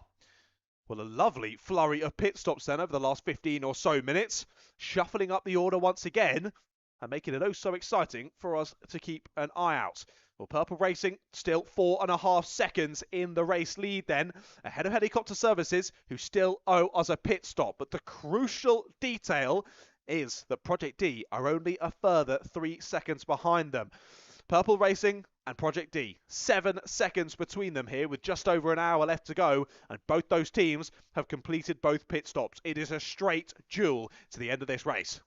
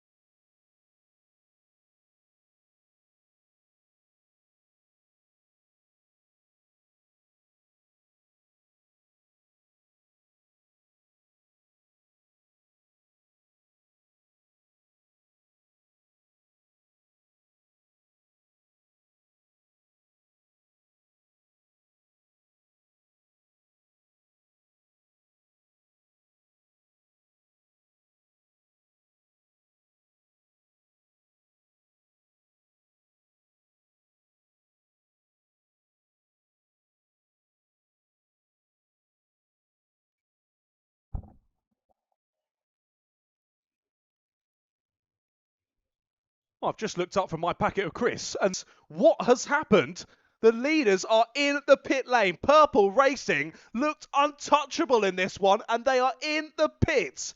Calamity in the final stint for Purple Racing. I can't quite believe it. I looked up at the timing and I saw them dropping down. I was at panic stations up here in the commentary box. I'm sure the rest of the team are down there as well. Looks as though... Was it a flat tyre? A flat tyre. They're changing the front right tyre, it seems. Was it them? Well, they didn't even need to. Calamities at the end of the... Well, not even at the end. We've still got 60 minutes to go. Wow. Well, that has really thrown a spanner in the works here. And is really going to change through to the end of the race. Well, there we go. Helicopter services are in for their final stop. 3 stops now completed for Helicopter. They peel into the pit lane. Where will they re-emerge comparatively to GKD? I think is the one to watch. I think they're going to be okay here. Yeah, GKD heading down into hairpin number 1 at the moment. A Helicopter getting sent to the end of pit lane. I think they're going to have a nice buffer here to hold on to second place. Driver runs around and jumps back in. Off and away they go. Nice and speedy. Back in. Off and away they go. Nice and speedily. As GKD heading through the final section now. So out come Helicopter services back out onto the black stuff. Another driver peels into pit lane. What's the gap going to look like when GKD come across the line? Looks like it's going to be maybe 10 or 15 seconds, I think. Yeah, 13.2 the gap between Helicopter services. 15 seconds, I think. Yeah, 13.2 the gap between Helicopter services and GKD in second and third. So now all of our top 3 overall have given us all 3 stops in this race. To be fair, same for 36 and 4th. Camtech on the number 50 have given us all 3 as well. The 32 have Brentwood Karting given us all. No, I think they still owe us a stop in 6th place. So the top 5 have given us all of their pit stops so far in this race. But Purple Racing continuing to tumble down the order. I mentioned I didn't want to commentators curse them earlier, but it seems like I might have done. Dominant at the Winter Cup. They've been dominant. But things can go wrong in the blink of an eye here at RHPK, and that has happened, sadly. Having to watch their back as the 157 now comes down pit lane. As there we go. So, yeah, I don't think that stop, I saw them earlier, because it was a mechanical flag, I don't think it was considered one of their 3 stops. I don't think it was considered one of their 3 stops. So they are now in once again at the 157. New driver jumps in, and they'll now crack on for their final stint. They re-emerge in P20. So Alessia Prime have fallen by the wayside. They are still under the awning there. And now down in 22nd place. Looks as though they've got the issue fixed there for Purple Racing. They get pushed down to the end of pit lane. But where are they going to re-emerge? They've already dropped out of the top 10. And this is now Purple Racing to try and get some points back on the board. Well, they re-emerge in 12th place then, do Purple Racing. 30 seconds off of the back of P11 of Bad Racing, who are still second in the Clubman class. But wow, that is a big, big change up here. And reshuffles the entire race, but also that's going to have a season here for RHPK. What was looking like almost a guaranteed maximum points from this one. I mean, Project D were going to try and do something about that, but they were settling into a nice rhythm nonetheless, was the new driver of Purple Racing. But immediately with issues, I think my only assumption is it was a front right puncher, but could have been something else. Either way, had to go on the kart stand, which is never ideal. Right then, we are about to tick under 1 hour left to go in this race, ladies and gentlemen. So we are at 3/4 race distance here for round number 1 of the Rye House Pro Karting Series in 2026. Let's run you through the running order for the moment then. Project D take the race lead, and they have got a 40-second margin over second place of Helicopter Services. This might just be one of the most amazing races from Project D. GKD Racing round out the top 3 with 36 Motorsport, 4th place overall, still leading in the Pro class. Behind them, Camtech round out the top 5. Then it's Brentwood Karting, your leaders in Clubman's. They're in P6. They're followed by Alverson Autos, Going Bananas, Dio Autos, and Alessia at the top 10. Then it's Bad Racing in 11th. Purple Racing, now they're in 12th place, 6 laps off of your race leader. Behind them, JZ Racing Pro, DAD, Red Spider Racing, 207 Orange Tree Racing, MPS Performance, March Racing, Shadow Racing, JZ Racing Clubman, KTM, Alessia Prime, of course, still there parked up in the garage. Then Wraith Racing in 23rd, and Monkey Monkey, of course, to say yet again, we've not seen them since the first lap of proceedings. Wow, well then. Can you quite believe it? How quickly fortunes can change here at the Rye House Kart Raceway. Well, Project D now in, I was going to say pole position, that doesn't really work. They're in the they're in the leading seat. They're the place they want to be. They're going into the final hour in the lead by 40 seconds. Well, that's going to be a tall order for helicopter services to do anything about. I think really they're going to need a bit of misfortune for kart number 86 ahead to jump up into the lead of the race here. But crazier things have happened, as we saw for Purple Racing there. All can change at the drop of a hat. We'll continue to watch and wait with bated breath for things to change. A little bit of a send there down the inside at hairpin number 2 there from the number 11 of Going Bananas. That shuffled another driver a bit wide, and other teams involved in that squabble reshuffle themselves there through pylon. That now being headed up by your race leader of Project D. That worked out quite well for them then. They were able to slip through there, courtesy of issues of others. And Project E press on through. Going Bananas, Orvison Autos, DAD, JZ Racing Club, and all involved in that. Anyway, it is JZ Racing Club in 20th place there. Just about avoiding the barriers on the exit of hairpin number 1. But now, once again, after that significance over the last 10-15 minutes or so, it calms 10-15 minutes or so. It calms down a little bit once again, well, seemingly apart from the 21 of Wraith Racing. How many is that now for Wraith Racing? Where are they? 21. That's stop number 7 for Wraith Racing. That's less than ideal. A little wave. Hello down there to the driver of Wraith Racing. A shame there. Really good opening pace in this one, but it's just been back to pit lane, back to pit lane, back to pit lane for kart number 21. A real shame. But off we go then. Last hour of this race. 3/4 of the first round. The Rye House Pro Karting Series done and dusted. And for the moment anyway, I mean, I said with about 2 hours to go that Purple Racing had one hand on the trophy. Well, I will try not to commentators curse Project D as well, but for the moment, they now have one hand on the trophy there in the lead of the race, still with a 40-second margin.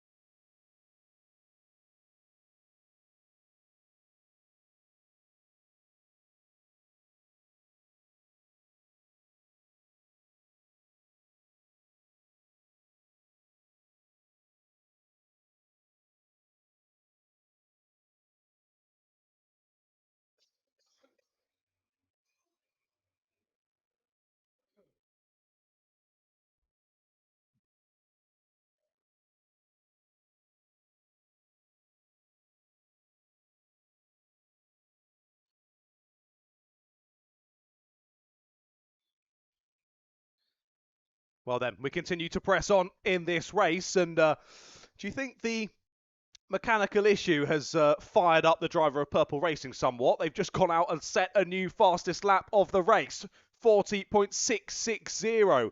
Now the fastest lap set by Purple Racing as they try their best to find their way back into the top 10 by the time of the checkered flag, which will hit us in just over 50 minutes time. Which, thinking of usual racing, is such a long time. Thinking of a usual Right House Pro Karting Series race, that's not a huge part of it.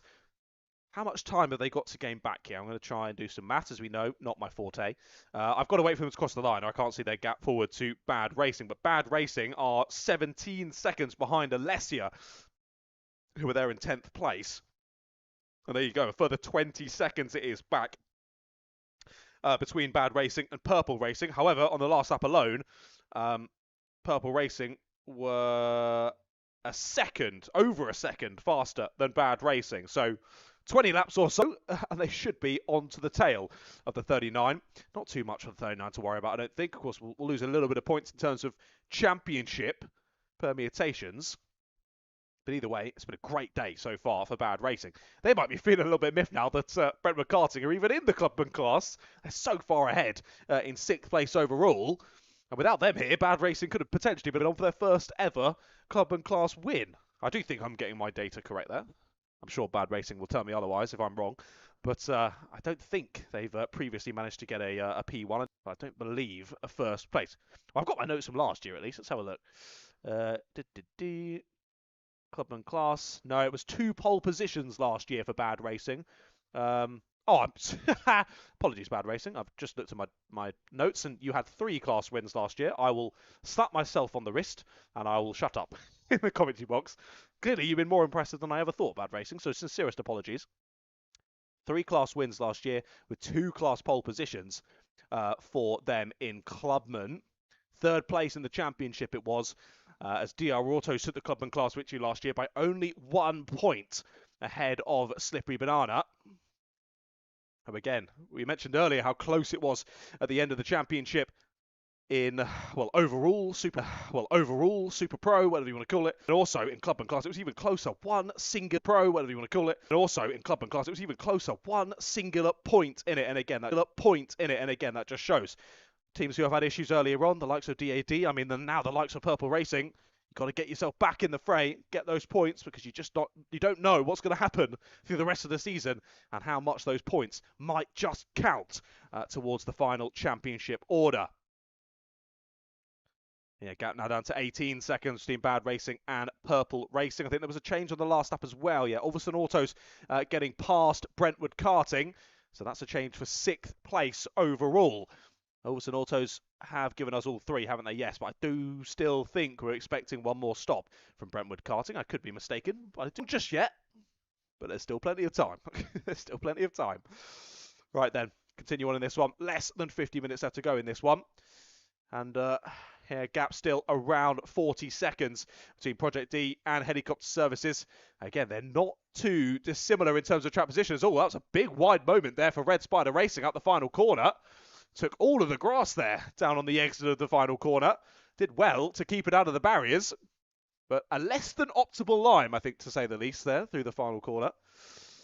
And we'll be hoping to keep on the black stuff next time around. We'll cart number 24. Alessia Prime move down the inside there of sister team Alessia. And they'll get a nice push to the exit. Thumbs up between the sister teams as they continue to press on round. Nice to see Alessia Prime back out on circuit.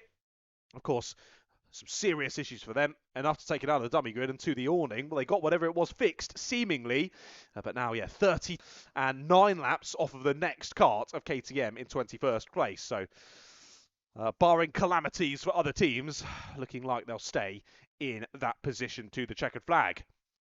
Still, though, we've still got a couple of big gaggles of karts. One being headed up by Purple Racing now. 36 Motorsport in their wheel tracks, and who's there with them? I think it's JZ Racing Clubman. Through goes Wraith Racing as well, and then I believe it's Camtech, if I'm not mistaken, at the back of that train of 5 karts. They're all still getting, all still having a nice little battle out there, even if it's not for overall position. Only just ahead of them is GKD Racing in 3rd place as well. So I was going to say how close 36 Motorsport are, but of course they are a lap down on GKD. But actually, 36 Motorsport and Camtech are both in that train of 5 karts and are on the same lap. There goes Camtech down the inside of JZ Racing Clubman. Wraith Racing trying to find a way through on 36 Motorsport to get a lap back, and they do. Wide goes 36 Motorsport at hairpin number 2, and now there's no drivers between them and Camtech. This is now a straight battle for 4th place overall here for 36 Motorsport and Camtech. 36 won't need to worry too much, of course. They'll lose a couple of points losing position in the championship, but they would still be on for the class win at the moment. Bit wide there through the final corner for JZ Racing Club, and they hop over the curbs. Not quite as wide as we saw from KTM a few moments ago. And there's the change of position at Stadium Bend. Through goes Camtech. They go into 4th place then, past 36 Motorsport. And 36 shuffle back down into P5. Now, Ulverston Autos are on the same lap then as 36 Motorsport, but I think they are quite a considerable way off. A good 3/4 of the lap, I think, off. I'll see. They're about to come under the gantry in a couple of moments. There they are coming out of the final corner, I believe they should be. Yeah, under the gantry they went. I think they're a bit ahead of what I thought. They're 30 seconds behind 36 Motorsport now. They're going to really need to get a shift on here across the next 45 minutes if they want to get a class win out of this. But again, another team who have been pretty quiet in this one. Just getting on with it, doing what they need to do. And looking on for a very good finishing position in this one. As there we go, the 11 of Going Bananas comes into the pit lane. So there we go. One of the few teams still owing us a pit stop does come in with about 45 minutes left to go on the clock. Who else are we expecting then? DR Autos, DAD, they still owe us one. Brentwood Karting, I believe, still owe us one. So do KTM, and that is it. So 4 teams, I think that is, still owing us a pit stop in this race. But top 5, top 6 even now, have all given us their last pit stops in the race. Going Bananas, nice speedy stop from them then. 1 minute 18 moments of this one. Pit lane will close in about 30 minutes time. So here's your first warning to get your ducks in a row for the final few teams who owe us one. But might as well give you the warning. As of course, don't forget, pit lane will be closing with about 15 minutes left to go in this race. So I say about exactly 15 minutes left to go in this race is when that will close. So if you get in with 15 minutes and 3 seconds left to go, you're absolutely fine. If you get in with 14 minutes and 58 seconds to go, oh dear, you're going to have the book thrown at you. Your last stop won't count. You're going to get a pretty sizable penalty and effectively race over really then, isn't it? Right then, let's continue to press on with this one. To be fair, haven't had too many warnings in recent memory. There was a contact warning for Red Spider Racing about 5 or so minutes ago. Actually, more than that, 15 or so minutes ago. My apologies. But no, drivers have been pretty good over these last couple of stints. Nice and respectful to each other out there on circuit. I think now all just trying to find their way to the checkered flag. We are continuing to lose light here at the Rye House Kart Raceway. I can see there is a floodlight on. I almost called it. Floodlights come straight on. It's almost like I control them. Floodlights on then. I do believe that does mean if any drivers are getting in from now, I think you definitely have to have a clear visor on. But I think if you're already out on circuit with one on, that it's okay. I'll leave that one up to people much smarter than me to work out. I think most drivers do have clear visors on, to be fair. The 95 MPS has a tinted. Clear, clear, clear. Yeah, all clear. I think it's only MPS that I've spotted so far that still have a tinted visor on. But anyway, that wasn't mentioned the driver's beefing or anything, so I don't think any penalty going the way of team number 95. To be fair, I am yet to see anyone else with a tinted visor. Is that a tinted visor? It is. The number 6 of DR Auto. So I think the driver who gets in for DR Autos, I think, will have to have a clear visor on for the final stint. And Bad Racing, do they have one on as well? I think they have a tinted visor on as well. Yes, they do. So Bad Racing have a tinted visor on as well. So I think only about 3 drivers out there with tinted visors on. As there's MPS Performance coming through once again. So yeah, 3 drivers still with tinted visors on. But here, only 15 back to Going Bananas. So with that final pit stop, it will definitely be handing back 3rd in class to Going Bananas. The case is whether Alessia will also be able to get through. It's going to be close in the battle for 4th place in the Pro class. it is going to be very close when they do decide to bite the bullet and go for that final pit stop of the race. But we'll wait and see when that happens. Oh, a little bit slow there for a couple of the floodlights to turn on down in sector number 3, but looks as though we've got them all on now. And a little bit more visibility for the drivers out there as they head through to the end of today's racing proceedings. And what a day of racing we have been treated to. I mean, that qualifying session that we had earlier on was one of the, if not the best qualifying session I've seen here at RHPK. I've never seen that many provisional pole sitters within about 60 seconds, all chopping and changing through to the end of the session, and Helicopter Services grabbing it at the dying moments. It was very impressive. Of course, 36 Motorsport stole the lead on the first lap round the outside at Stadium Bend on Helicopter, as Helicopter just got shuffled down the order by a few positions, down to the bottom end of the top 10, but that worried them. Press on, got back on, got into the pace, nice metronome, and they found their way back up into second place by this final stint of the race. Who has now peeled into pit lane? It is 36 Motors. No, it's not. No, it's not. It's Brentwood Karting. Brentwood Karting are in. So this will be their final stop of the race then. If I can find them on my sheet. There they are. So third and final stop then for Brentwood Karting. Driver hops up and out. Kart goes under the limbo bar. Driver back in, and they'll get pushed down to the end of pit lane then for the final time in this one. Where will they re-emerge? I don't think they're going to have any trouble here staying ahead of bad racing. But in terms of overall championship points, this of course will matter. Who's in as well? That's got to be DR Autos, hasn't it? It is. It is DR Autos who are in. So they immediately drop behind Going Bananas then. DR Autos into the pits then for their final stop of the race. Drop down to P9. Oh, this is the crucial bit. Where is Alessia? One of their carts just came around the kind of corner. I wasn't sure if it was Alessia or Alessia Prime. It was Alessia. It was Alessia. So they move on through then. So that's fourth place in class now for Going Bananas. Third place in class for Going Bananas. Fourth place in class for Alessia. And DR Autos now re-emerge from pit lane. 10th place overall and 5th place in the pro class. 10 seconds off of the back of Alessia. Alessia a further 20 seconds off the back of Going Bananas now. But Brentwood Karting re-emerge, I think, where they came into the pitch. Yeah, I do think it was 7th position. And they still have a good 30-second buffer ahead of Going Bananas. So what an impressive performance today from Brentwood Karting.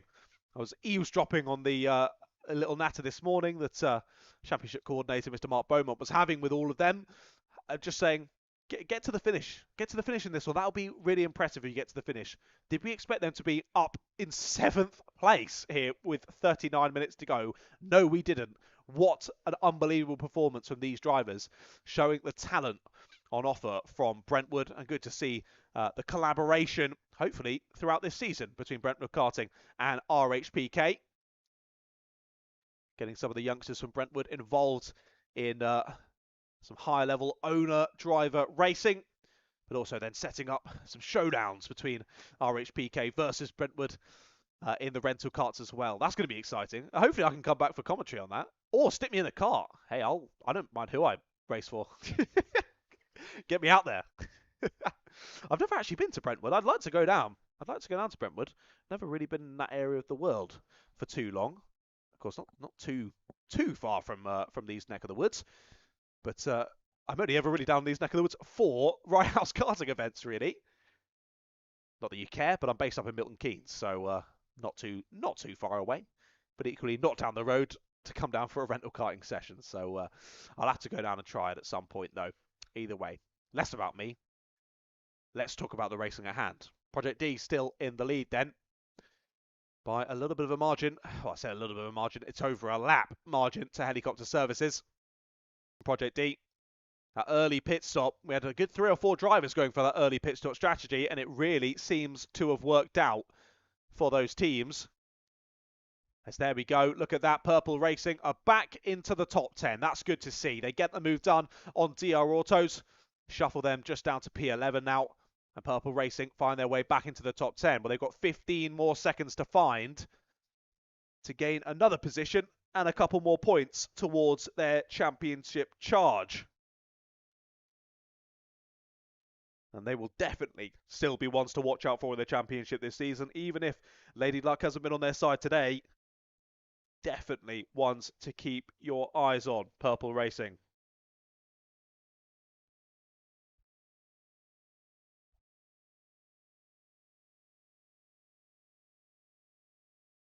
We tick down then, closing in towards 30 minutes left to go. It doesn't feel like that long ago. I was telling you that we're 1/8 through the race. Well, we're now almost 7/8 through this first race of the year. And at the 30-minute mark, I'll give you another rundown of the order as we head towards pit lane closing with 15 minutes left to go. Well, Brentwood are into that final stint after the previous stop. They've just got themselves a contact warning, so driver's still very much going for it out there, but does need to be a bit careful. They're sitting pretty there in 7th place overall, leading the class by 5 positions. And no need to do anything crazy. You want to pick your way through the back mark, yourself a silly penalty that could scupper things. Who is this in pit lane? I can't quite tell. Not showing up on my live timing at the moment, unless it is one of the teams further down. I don't think it is Wraith Racing, though. I thought they'd been in the pits for quite some time. Unless they had headed back out. They had, apologies. It is Wraith Racing. So they had headed back out without me spotting it. Apologies. And that is now pit stop number 8 for Wraith Racing. Yeah, that's less than ideal, that. That's not conducive of points. 8 pit stops in a race. I mean, not like they've decided to do that.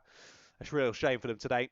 Early on, you would have definitely betted them to be up, sniffing around that top 3 in the pro class, but it wasn't meant to be today, clearly. They head into pits, get a bit more fuel on board for the final 30 minutes of action. Right, I'll join you in another second to run you through the order as we head into the last 30 minutes of action.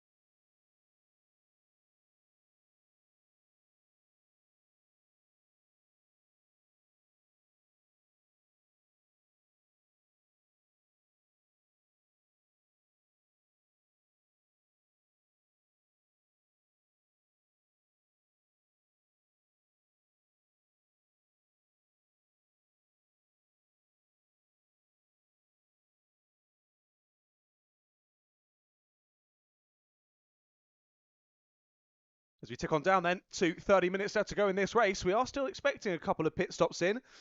One of those wasn't from MPS Performance, though. They've just got themselves a mechanical flag. Clearly something spotted out there that's wrong with the number 95, and they're going to have to pit once again from 17th place, sadly, for MPS. Already completed all 3 necessary stops in this one, but this is going to be an extra one to add to their tally that they won't have been expecting, and they certainly won't be wanting. We will be seeing the 95 back into pit lane in a few moments' time. I think I could see a couple of people getting ready for stops as well. I do still think, at least according to my notes, that DAD and KTM still owe us a pit stop. But again, I could be wrong on those two. KTM in 21st place at the moment, and DAD back up to 13th. That's mightily impressive from the DAD team to be parked up down at Stadium Bend in the first stint of the race to now being not too far away from the top 10. It's a very impressive performance and just shows keeping your bottle, getting back in amongst it, and setting consistent lap times, you can find your way back towards some decent points. And who is this then in for a bit of fuel? Final stop of the day, this will be for... Oh no, hold on a second, who's in the pits? Is that not MPS Performance into the fuel bay? I think it is. I didn't think that would be allowed under a mechanical flag, but anyway, I don't make the rules. MPS Performance are in, they're at the fuel bay now. March Racing are now in as well, who I didn't think needed to give us another stop. Where are they? 53. Oh, I've got them down as 3 already, but anyway, they're in again. Drivers in, and they're actually going to bottleneck a little bit there at the entrance to the dummy grid. And doesn't look like it's going to be a speedy stop for March Racing. I think maybe there's some issues there for kart number 53. Again, a real shame. We're looking so just to say we're getting back up the order after earlier issues. They're going to slip back down once again. They pit from 18th place, dropped to 19th already. MPS back out on circuit. They stay in P17 then. But as March Racing sort those issues, another driver heads to pit lane. Could my calculations have possibly been correct? This would be unbelievable scenes if they are. Who is this in? It's DAD. 3 races then for DAD. I do still think we're owed one from KTM here in the next 15 minutes or so. But other than that, I think pit stop's pretty much done and dusted. DAD get run down to the end of pit lane. And like I say, really good performance from them after earlier issues. They pit from 13th place. I think they should re-emerge in 14th. Just about ahead of 207 Orange Tree Racing, who again, another team who had issues throughout this race. And yet, with 36 Motorsport leading the Pro Class still there in P4. With 36 Motorsport leading the Pro Class still there in P5.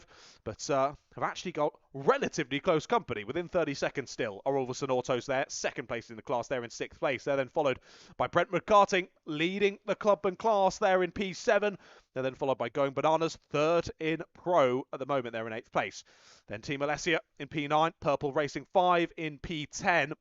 But they have been quickly closing up to the back of Team Alessia. I think that might change in the next lap or two. Behind them, DR Autos in P11. Bad Racing, 2nd in Clubman. They're 12th overall. They're followed by JZ Racing Pro, DAD, 207 Orange Tree Racing, and then Red Spider Racing, 3rd place in the Clubman class there in 16th overall. They're followed by MPS Performance, Shadow Racing, March Racing, JZ Racing Clubman, KTM, Alessia Prime, Wraith Racing, and Monkey Monkey. They're rounding out the order. Well, there we go then. Less than 30 minutes on the clock, ladies and gentlemen, before we bring the first round to a close here. And we are losing light rather quickly now here in Hoddesdon as we draw what has been an amazing day of racing here in the Pro Karts to a close. Trying to see how close do we have drivers out there on circuit. I think main one to watch out for is Alessia and Purple Racing.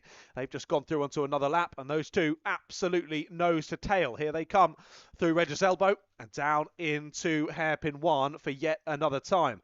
Leader now Project D on lap number 304 of this race.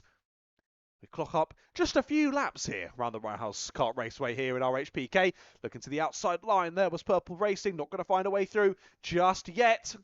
But as I said, I think it's a case of when, not if here, that Purple Racing find their way through into 9th overall. Round the final corner they come. See if they can get a good exit here and challenge down into Stadium Bend. Yes, they do. Pulling to the inside line. They've got the overlap already before they get into the turn-in point of Stadium Bend. And that will be 9th place then for Purple Racing. Through they go to the exit at Regis Elbow, and it is indeed P9 for team number 5. Shuffles Alessia down to 10th place. Of course, no change in class for them. They're still staying 4th place in the Pro class, but just losing a point there as they drop down 1 position. They've got JZ Racing Clubman, I believe it is, on their tail. Yes, indeed it is. They are in 13th place overall and 6th place in the Pro class. Well, those two are nice and close. That battle is done and dusted now, though. And looking down the order, doesn't look like we've got a huge amount of drivers particularly close out on circuit. And look at that pace, though, from Purple Racing. After getting the move done on Alessia, they gap them by a second over the rest of that lap. Amazing pace from Purple Racing. They're continuing to hammer in the low 41s and dropping down into the 40s as well. Still, that time that they set, like a bat out of hell after those issues earlier on, the 40.660, still the fastest time of this race. And there is Project D picking their way through the traffic as well. Up the inside they go, Bad Racing down into Stadium Bend once again.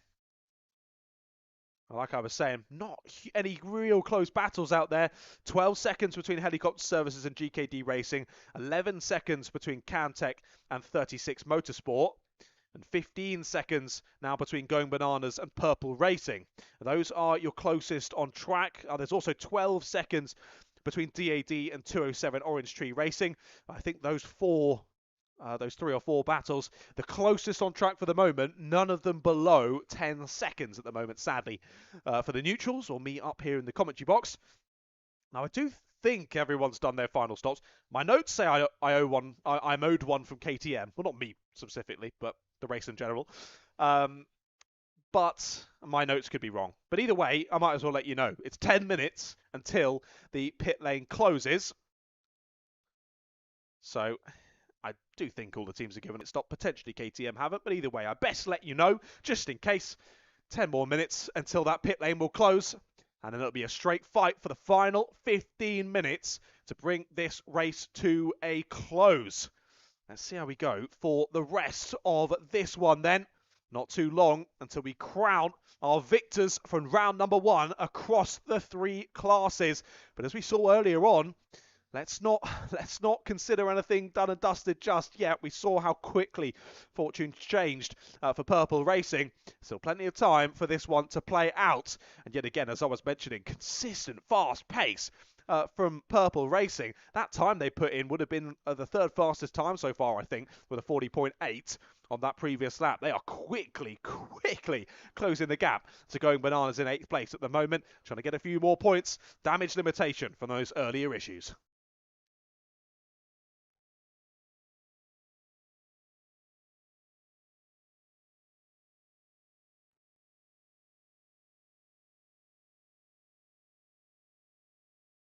Apologies there, you got stuck around my leg and I dragged you onto the floor. Apologies about that.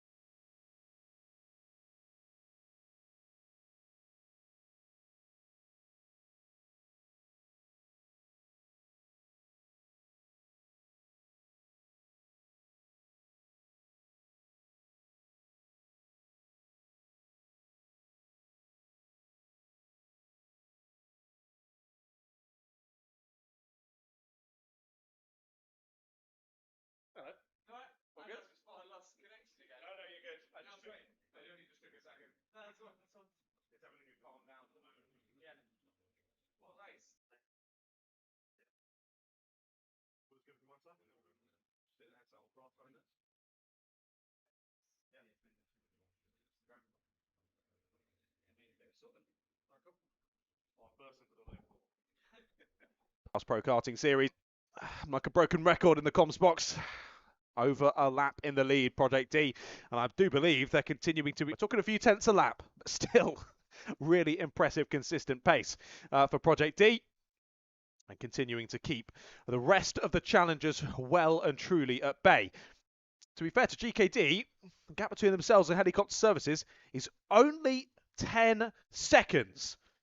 If they were able to call it about half a second a lap, they might be able to chase down Helicopter, but I think if you know this series, I can't imagine that GKD will be able to get that kind of consistent pace over Helicopter Services for the last part of this race.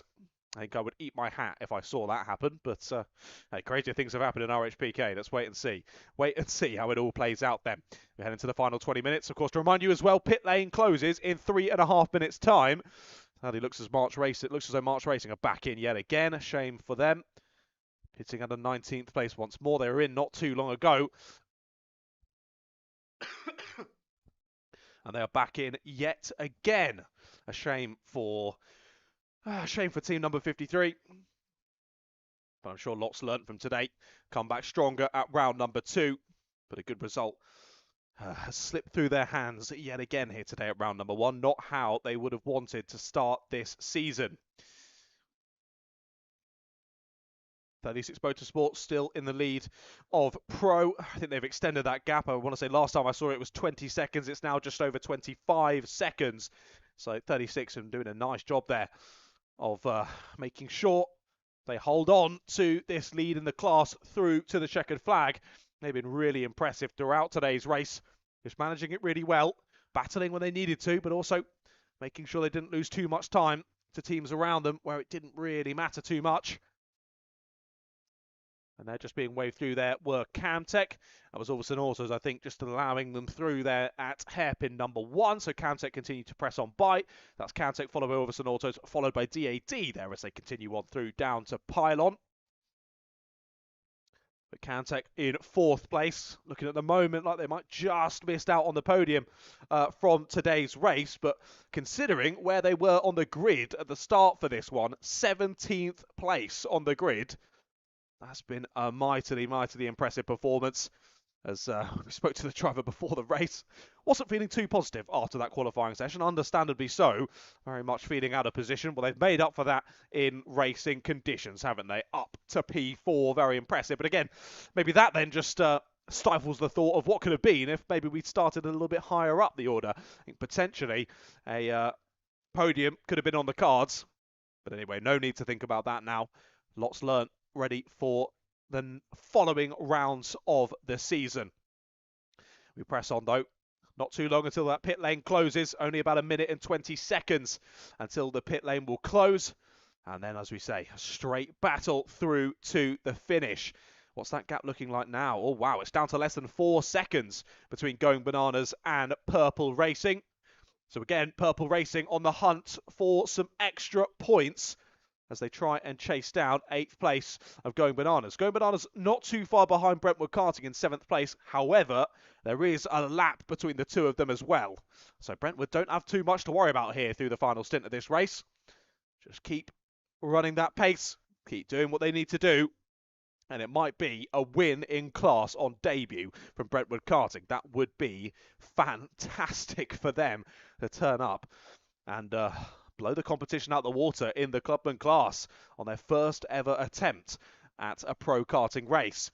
Because although we knew the drivers behind the wheel were going to be very, very talented, there's plenty of other things that come into play into a 4-hour endurance race.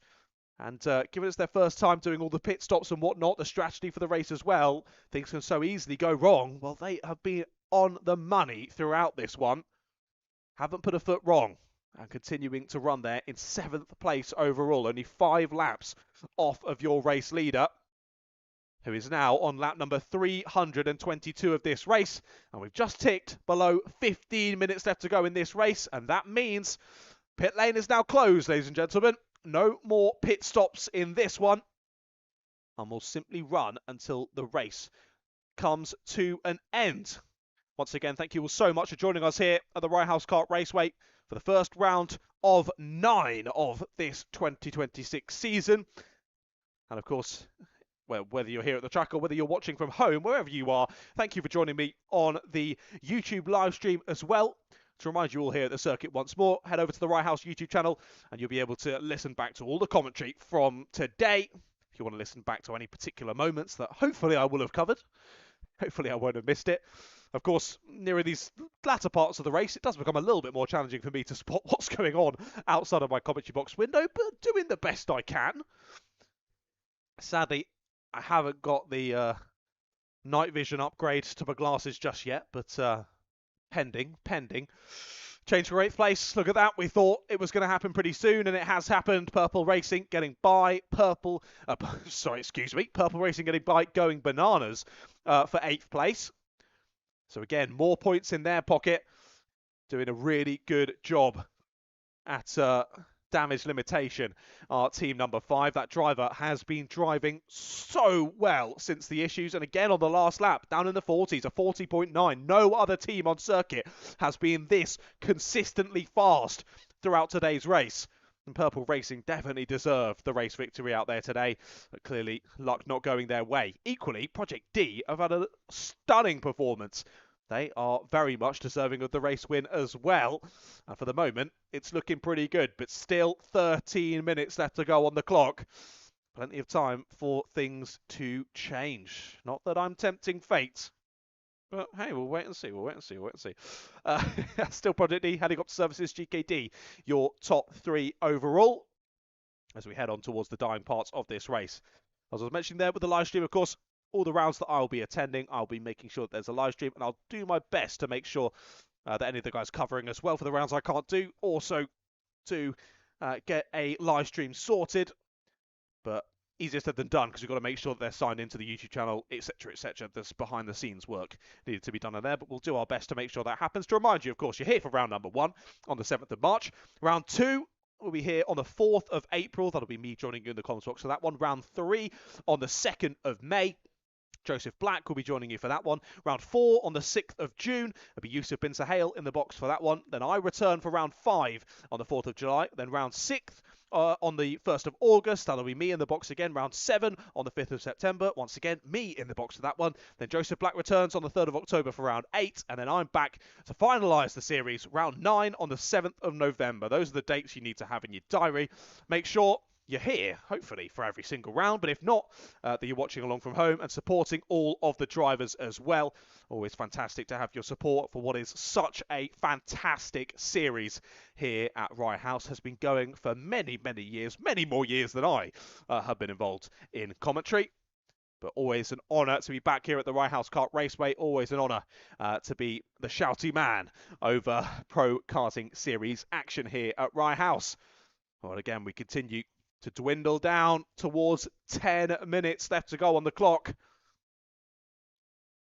And it's feeling longer over these last few minutes, but I do really need the loo, so that's probably not helping. But either way, only 10 minutes to go until I can relax, but also the drivers out on circuit can relax as well. A lot of them have been out for a considerable amount of time behind the wheel now. There's been some serious stints being put in. There were some drivers pitting in, doing those double stops where they took fuel on the first and then driver swap for the second stop, where they've been in for a good hour and 30, hour and 40, maybe even more now in behind the wheel of that car, as they've been dealing with light fading as well, track conditions changing. Thankfully for them, there's been no precipitation, or that would have really thrown the cat amongst the pigeons, given that all drivers have been on slick tyres for this race. Thankfully for them, that's not happened. But either way, as we go further and further, I was going to say into dusk, really into the night now, isn't it? As we've lost pretty much all light here at the Rye House Kart Raceway. Those temperatures starting to drop as well, and that'll just mean it's a little bit more challenging to find the grip out there on circuit. As we have had a change, it's not a particularly considerable one, as it's an overtake of someone who's still in the pit lane. March Racing dropping down into 22nd place, as Alessia Prime are able to put enough laps on the board to retake 21st place. But again, like we say, you just never know how those points will matter by the end of the season. Less than 10 minutes left to go then, ladies and gentlemen, as we bring this race to a close. At the moment, Still no battles really under 10 seconds. There is only 8 seconds between Purple Racing and Going Bananas. However, that's, of course, Purple Racing are moving further away. That gap is only getting bigger after they made the overtake for 8th overall. They're looking to hunt down Brentwood Karting, but Brentwood Karting are almost an entire lap ahead of them. So that's going to be, well, easier said than done. That's pretty much impossible, to be fair, unless for issues for the drivers ahead. Now, if anyone does have issues and comes into pit lane, I'm not going to be able to see it as we don't have any floodlights down in the dummy grid area. But I will do my best to keep an eye on how that is all working itself out. And hopefully we bring this one to a close with no further issues for drivers. It has been a little bit of a race of attrition, to be fair. But it seemed as though, of course, apart from the likes of, say, Purple Racing, who had that one big issue, I've been told as well, Mark popped up in the box for a few moments, that it wasn't a flat tyre. It was actually an issue with the hub or something involved in that area of the kart that went wrong for them there. So impressive to see them get that changed over so quickly and back out on circuit and back up into the top 10 they've gone. But like I say, race of attrition.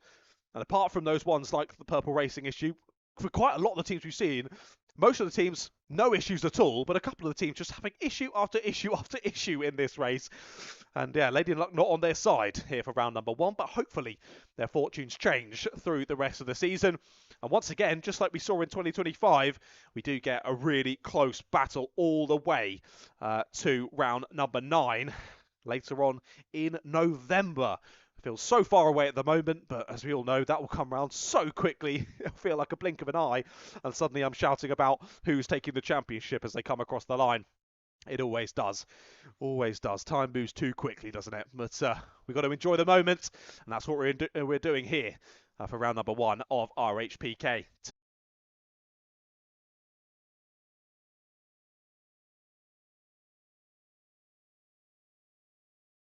Having a little look at the gaps again.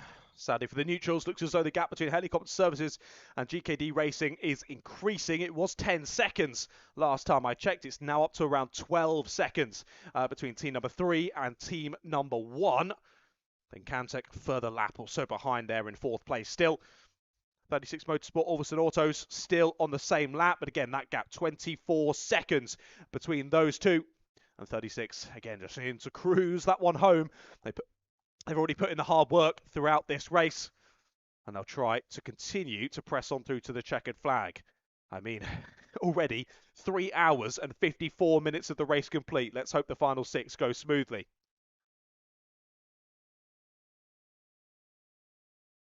Six minutes left to go then in this first round of the season. Only a few more laps to tick down. Leader about to go on to lap number 336 of this race. I think we'll just about go over the 340 mark before we get to the checkered flag in this one. Potentially even 345, but it'll be close there as to whether we do hit such numbers.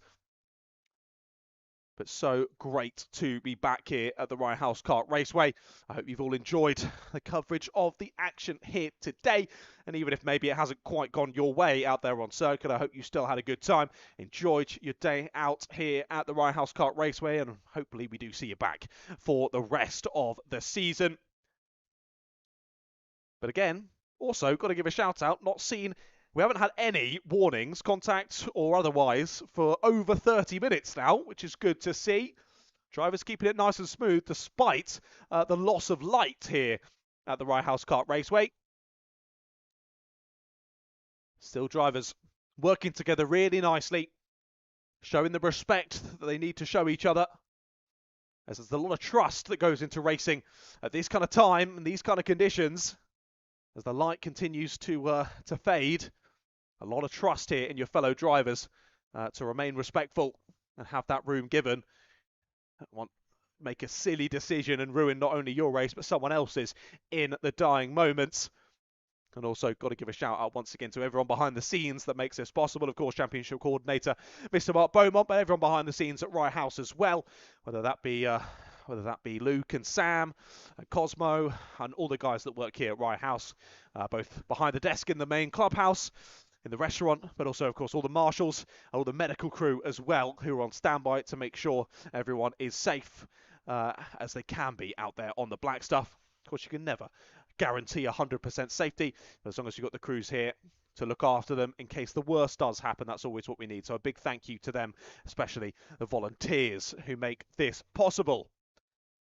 We're continuing to press on then. Less than 4 minutes now left to go on the clock. And again, there's these other nail-biting moments of Project D. It's just getting to the end of the race. I say nail-biting moments. I've just seen them send the move up the inside there into hairpin 1 on Red Spider Racing. So maybe they're not nail-biting quite as much as I am here in the commentary box. They seem to be feeling nice and confident out there behind the wheel as they continue to put lap on. Watching that time dwindling down. Now, I'm interested to know whether they do have any sort of timing on the dash at all that tells them how long is left to go. Of course, they have got the screen on the gantry as well, which does say on the top of the screen how long is left to go. So that's really useful, I would imagine, for the drivers. It's great to have those installed. They were installed, I want to say, beginning of last year. I think those screens were fully installed. Gantry on really useful for the drivers to tell position that they're in the race, but also, I think more crucially, that the time that's left to go. And then also the big screen over at the final corner as well gives a great view to everyone over in the main clubhouse building to be able to tell what's going on and who's in what position. So a big shout out to Royal House for such investments around the circuit. And of course, the new corner that was installed last year as well. Interested to know whether we are using that again at all for RHPK this season. I know in RHKC, the kart club that happens in the middle of the month each month, that we will be using that layout at least once or twice throughout the season.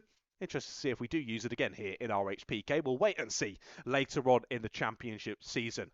Well then, ladies and gentlemen, 120 seconds left to go on the clock here for the first round of the season here at the Right House Pro Karting Series. What a way to kick off the season. We said earlier on, if that qualifying session is anything to go by, we are in for a bumper race this afternoon, and my goodness, it has not disappointed.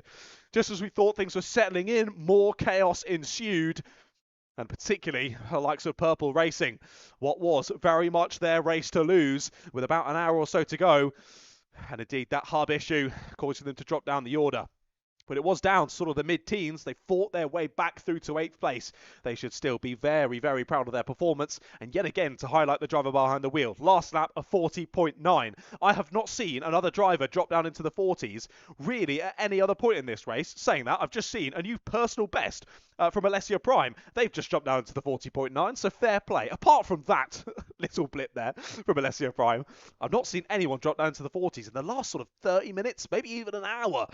Oh, amazing pace from the Purple Racing squad. Let's look at that. They've just put in a new fastest lap of the race. New fastest lap of the race with only a minute left to go for Purple Racing 5. Wow. 40.599 for Purple Racing. What a lap. Driver is out there absolutely flying. But as we said earlier, he had his work cut out for him to close down on the Brentwood karting squad. They were too far ahead. It's not going to happen. But that is a showing of intent for the rest of the season there for Purple Racing. Okay, it might not have gone their way here today, but they are wanting this championship in 2026. However, they've got to do a lot to get there throughout the rest of this season. But final lap has been started by your race leaders of Project D. Here they are, still trying to make moves there into hairpin number 1. They do send a move up the inside on the exit and get through and get track position ahead of Alessia Prime. But it's only a few more corners, a few more meters left to go for Project D to take what must be one of the most amazing race wins here in RHPK. An interesting strategy pitting very early on, but my goodness has it worked. Round the final corner comes Project D, and team number 86 will win the first round of the season here in RHPK. They seat the checkered flag first, and it's a win overall for Project D. I think we've got to wait a few moments here for helicopter services to come through. Of course, they are a lap down, but not too far behind. They come across the line, finish in second place overall, and it should be GKD in a few moments' time who will come through to finish third on the podium. A good showing in the first outing there for your defending champions. Where are 36 Motorsport? There they are around the final corner. 36 Motorsport come across the line. They win in the pro class, but we've got to give the biggest round of applause to your clubman victors in round number 1. one of Brentwood Karting. Their first time out here at RHPK, and they win the class by 5 positions out there on circuit and by a good few laps as well. What a showing there from Brentwood Karting to finish 7th overall and your victors in the Clubman class. Well, let's run you through the final finishing order then for round number 1 of the Rye House Pro Karting Series season. Project D takes the win by over a lap. What a showing from kart number 86. Helicopter Services and GKD Racing, your provisional top 3 overall, and of course in the Super Pro class as well. Camtech just missing out there on the top 3 in 4th place, but like we said earlier, from 17th on the grid, I think they should be pretty happy with that one. 36 Motorsport take the first win of the year in the Pro class, just ahead of Ulverson Auto, 6th overall, 2nd in class, and then Brentwood Karting, like I mentioned, your winners in club and class there in 7th place. Purple Racing get back to 8th overall and 5th place in class. Well done to that whole team. 1, for getting the issue sorted so quickly, and 2, those laps that were being put in at the end there from the driver behind the wheel. Their final lap was still a 40.6, half a tenth of a second off of the fastest lap of the race. Amazing, simply amazing from that driver. Going bananas. 3rd place on the podium in the Pro class. They were followed by Alessia, 10th place overall, just missing out on the podium there in Pro. Behind them, DR Autos, good first showing in the regular season in the Pro class. They're 5th in Pros. Then Bad Racing, 12th place overall, but they're on the podium in the first outing in the Clubman class. 2nd place in the podium with 12th place overall there. DAD finished 13th overall, and after being parked up in the early part of the race down at Stadium Bend, again, another team that should be very happy with their performance through the rest of the race. They were followed by JZ Racing Pro in 14th. 15th place went to 207 Orange Tree Racing. 16th place and 3rd in the Clubman class was Red Spider Racing. Very good performance from them there to finish in 16th place overall. They were followed by MPS Performance in 17th. 18th place was Shadow Racing. 19th place for JZ Racing Clubman. 20th for KTM. Then Alessia Prime. Lots of issues for the bottom 4 in this race. Alessia Prime in 21st. March Racing in 22nd. Wraith Racing in 23rd. And Monkey 24th. We didn't see them finish a single lap, sadly, in that race. But that brings us to a close then. What a way to kick off the season here for the Rye House Pro Karting Series. The qualifying was epic. The race was just as exciting. I hope you all very much enjoyed yourself, whether you were out there on the tarmac or simply watching at the sideline or listening at home on the YouTube live stream. Thank you so much for joining us here for the first round of 9 in 2026 for RHPK. As I mentioned earlier, I hope we do see you for all 9 rounds here of RHPK. If that kind of race hasn't got you excited, then I don't know what will. I hope we do see you back for all of those. Once again, a big shout out and a big thank you to everyone here at Rye House. Of course, Mr. Mark Beaumont, Championship Coordinator, and everyone behind the scenes that makes this possible here at RHPK. Thoroughly looking forward to joining you once again for round number 2 next month. We'll see you on the 4th of April. But for me in the commentary box, last thing to say is make sure that you join us over in the main clubhouse building in probably around 20 to 30 minutes time for your podium presentations. Even if you weren't on the podium, make sure you come over and say well done to everyone that was, because when you're on the podium, you're going to want everyone else to do the same. But other than that then, my name is John Ratcliffe. If you want to go and drop me a follow, it's at Ratters Media on Instagram and TikTok. I'd really appreciate your support on my commentary journey. I've gone full time with commentary for this year, so I'd really appreciate any support that you can give me. But otherwise, from me up here in the commentary box and all of us here at Rye House, thank you for joining us, and we see you next month for round number 2. See you there.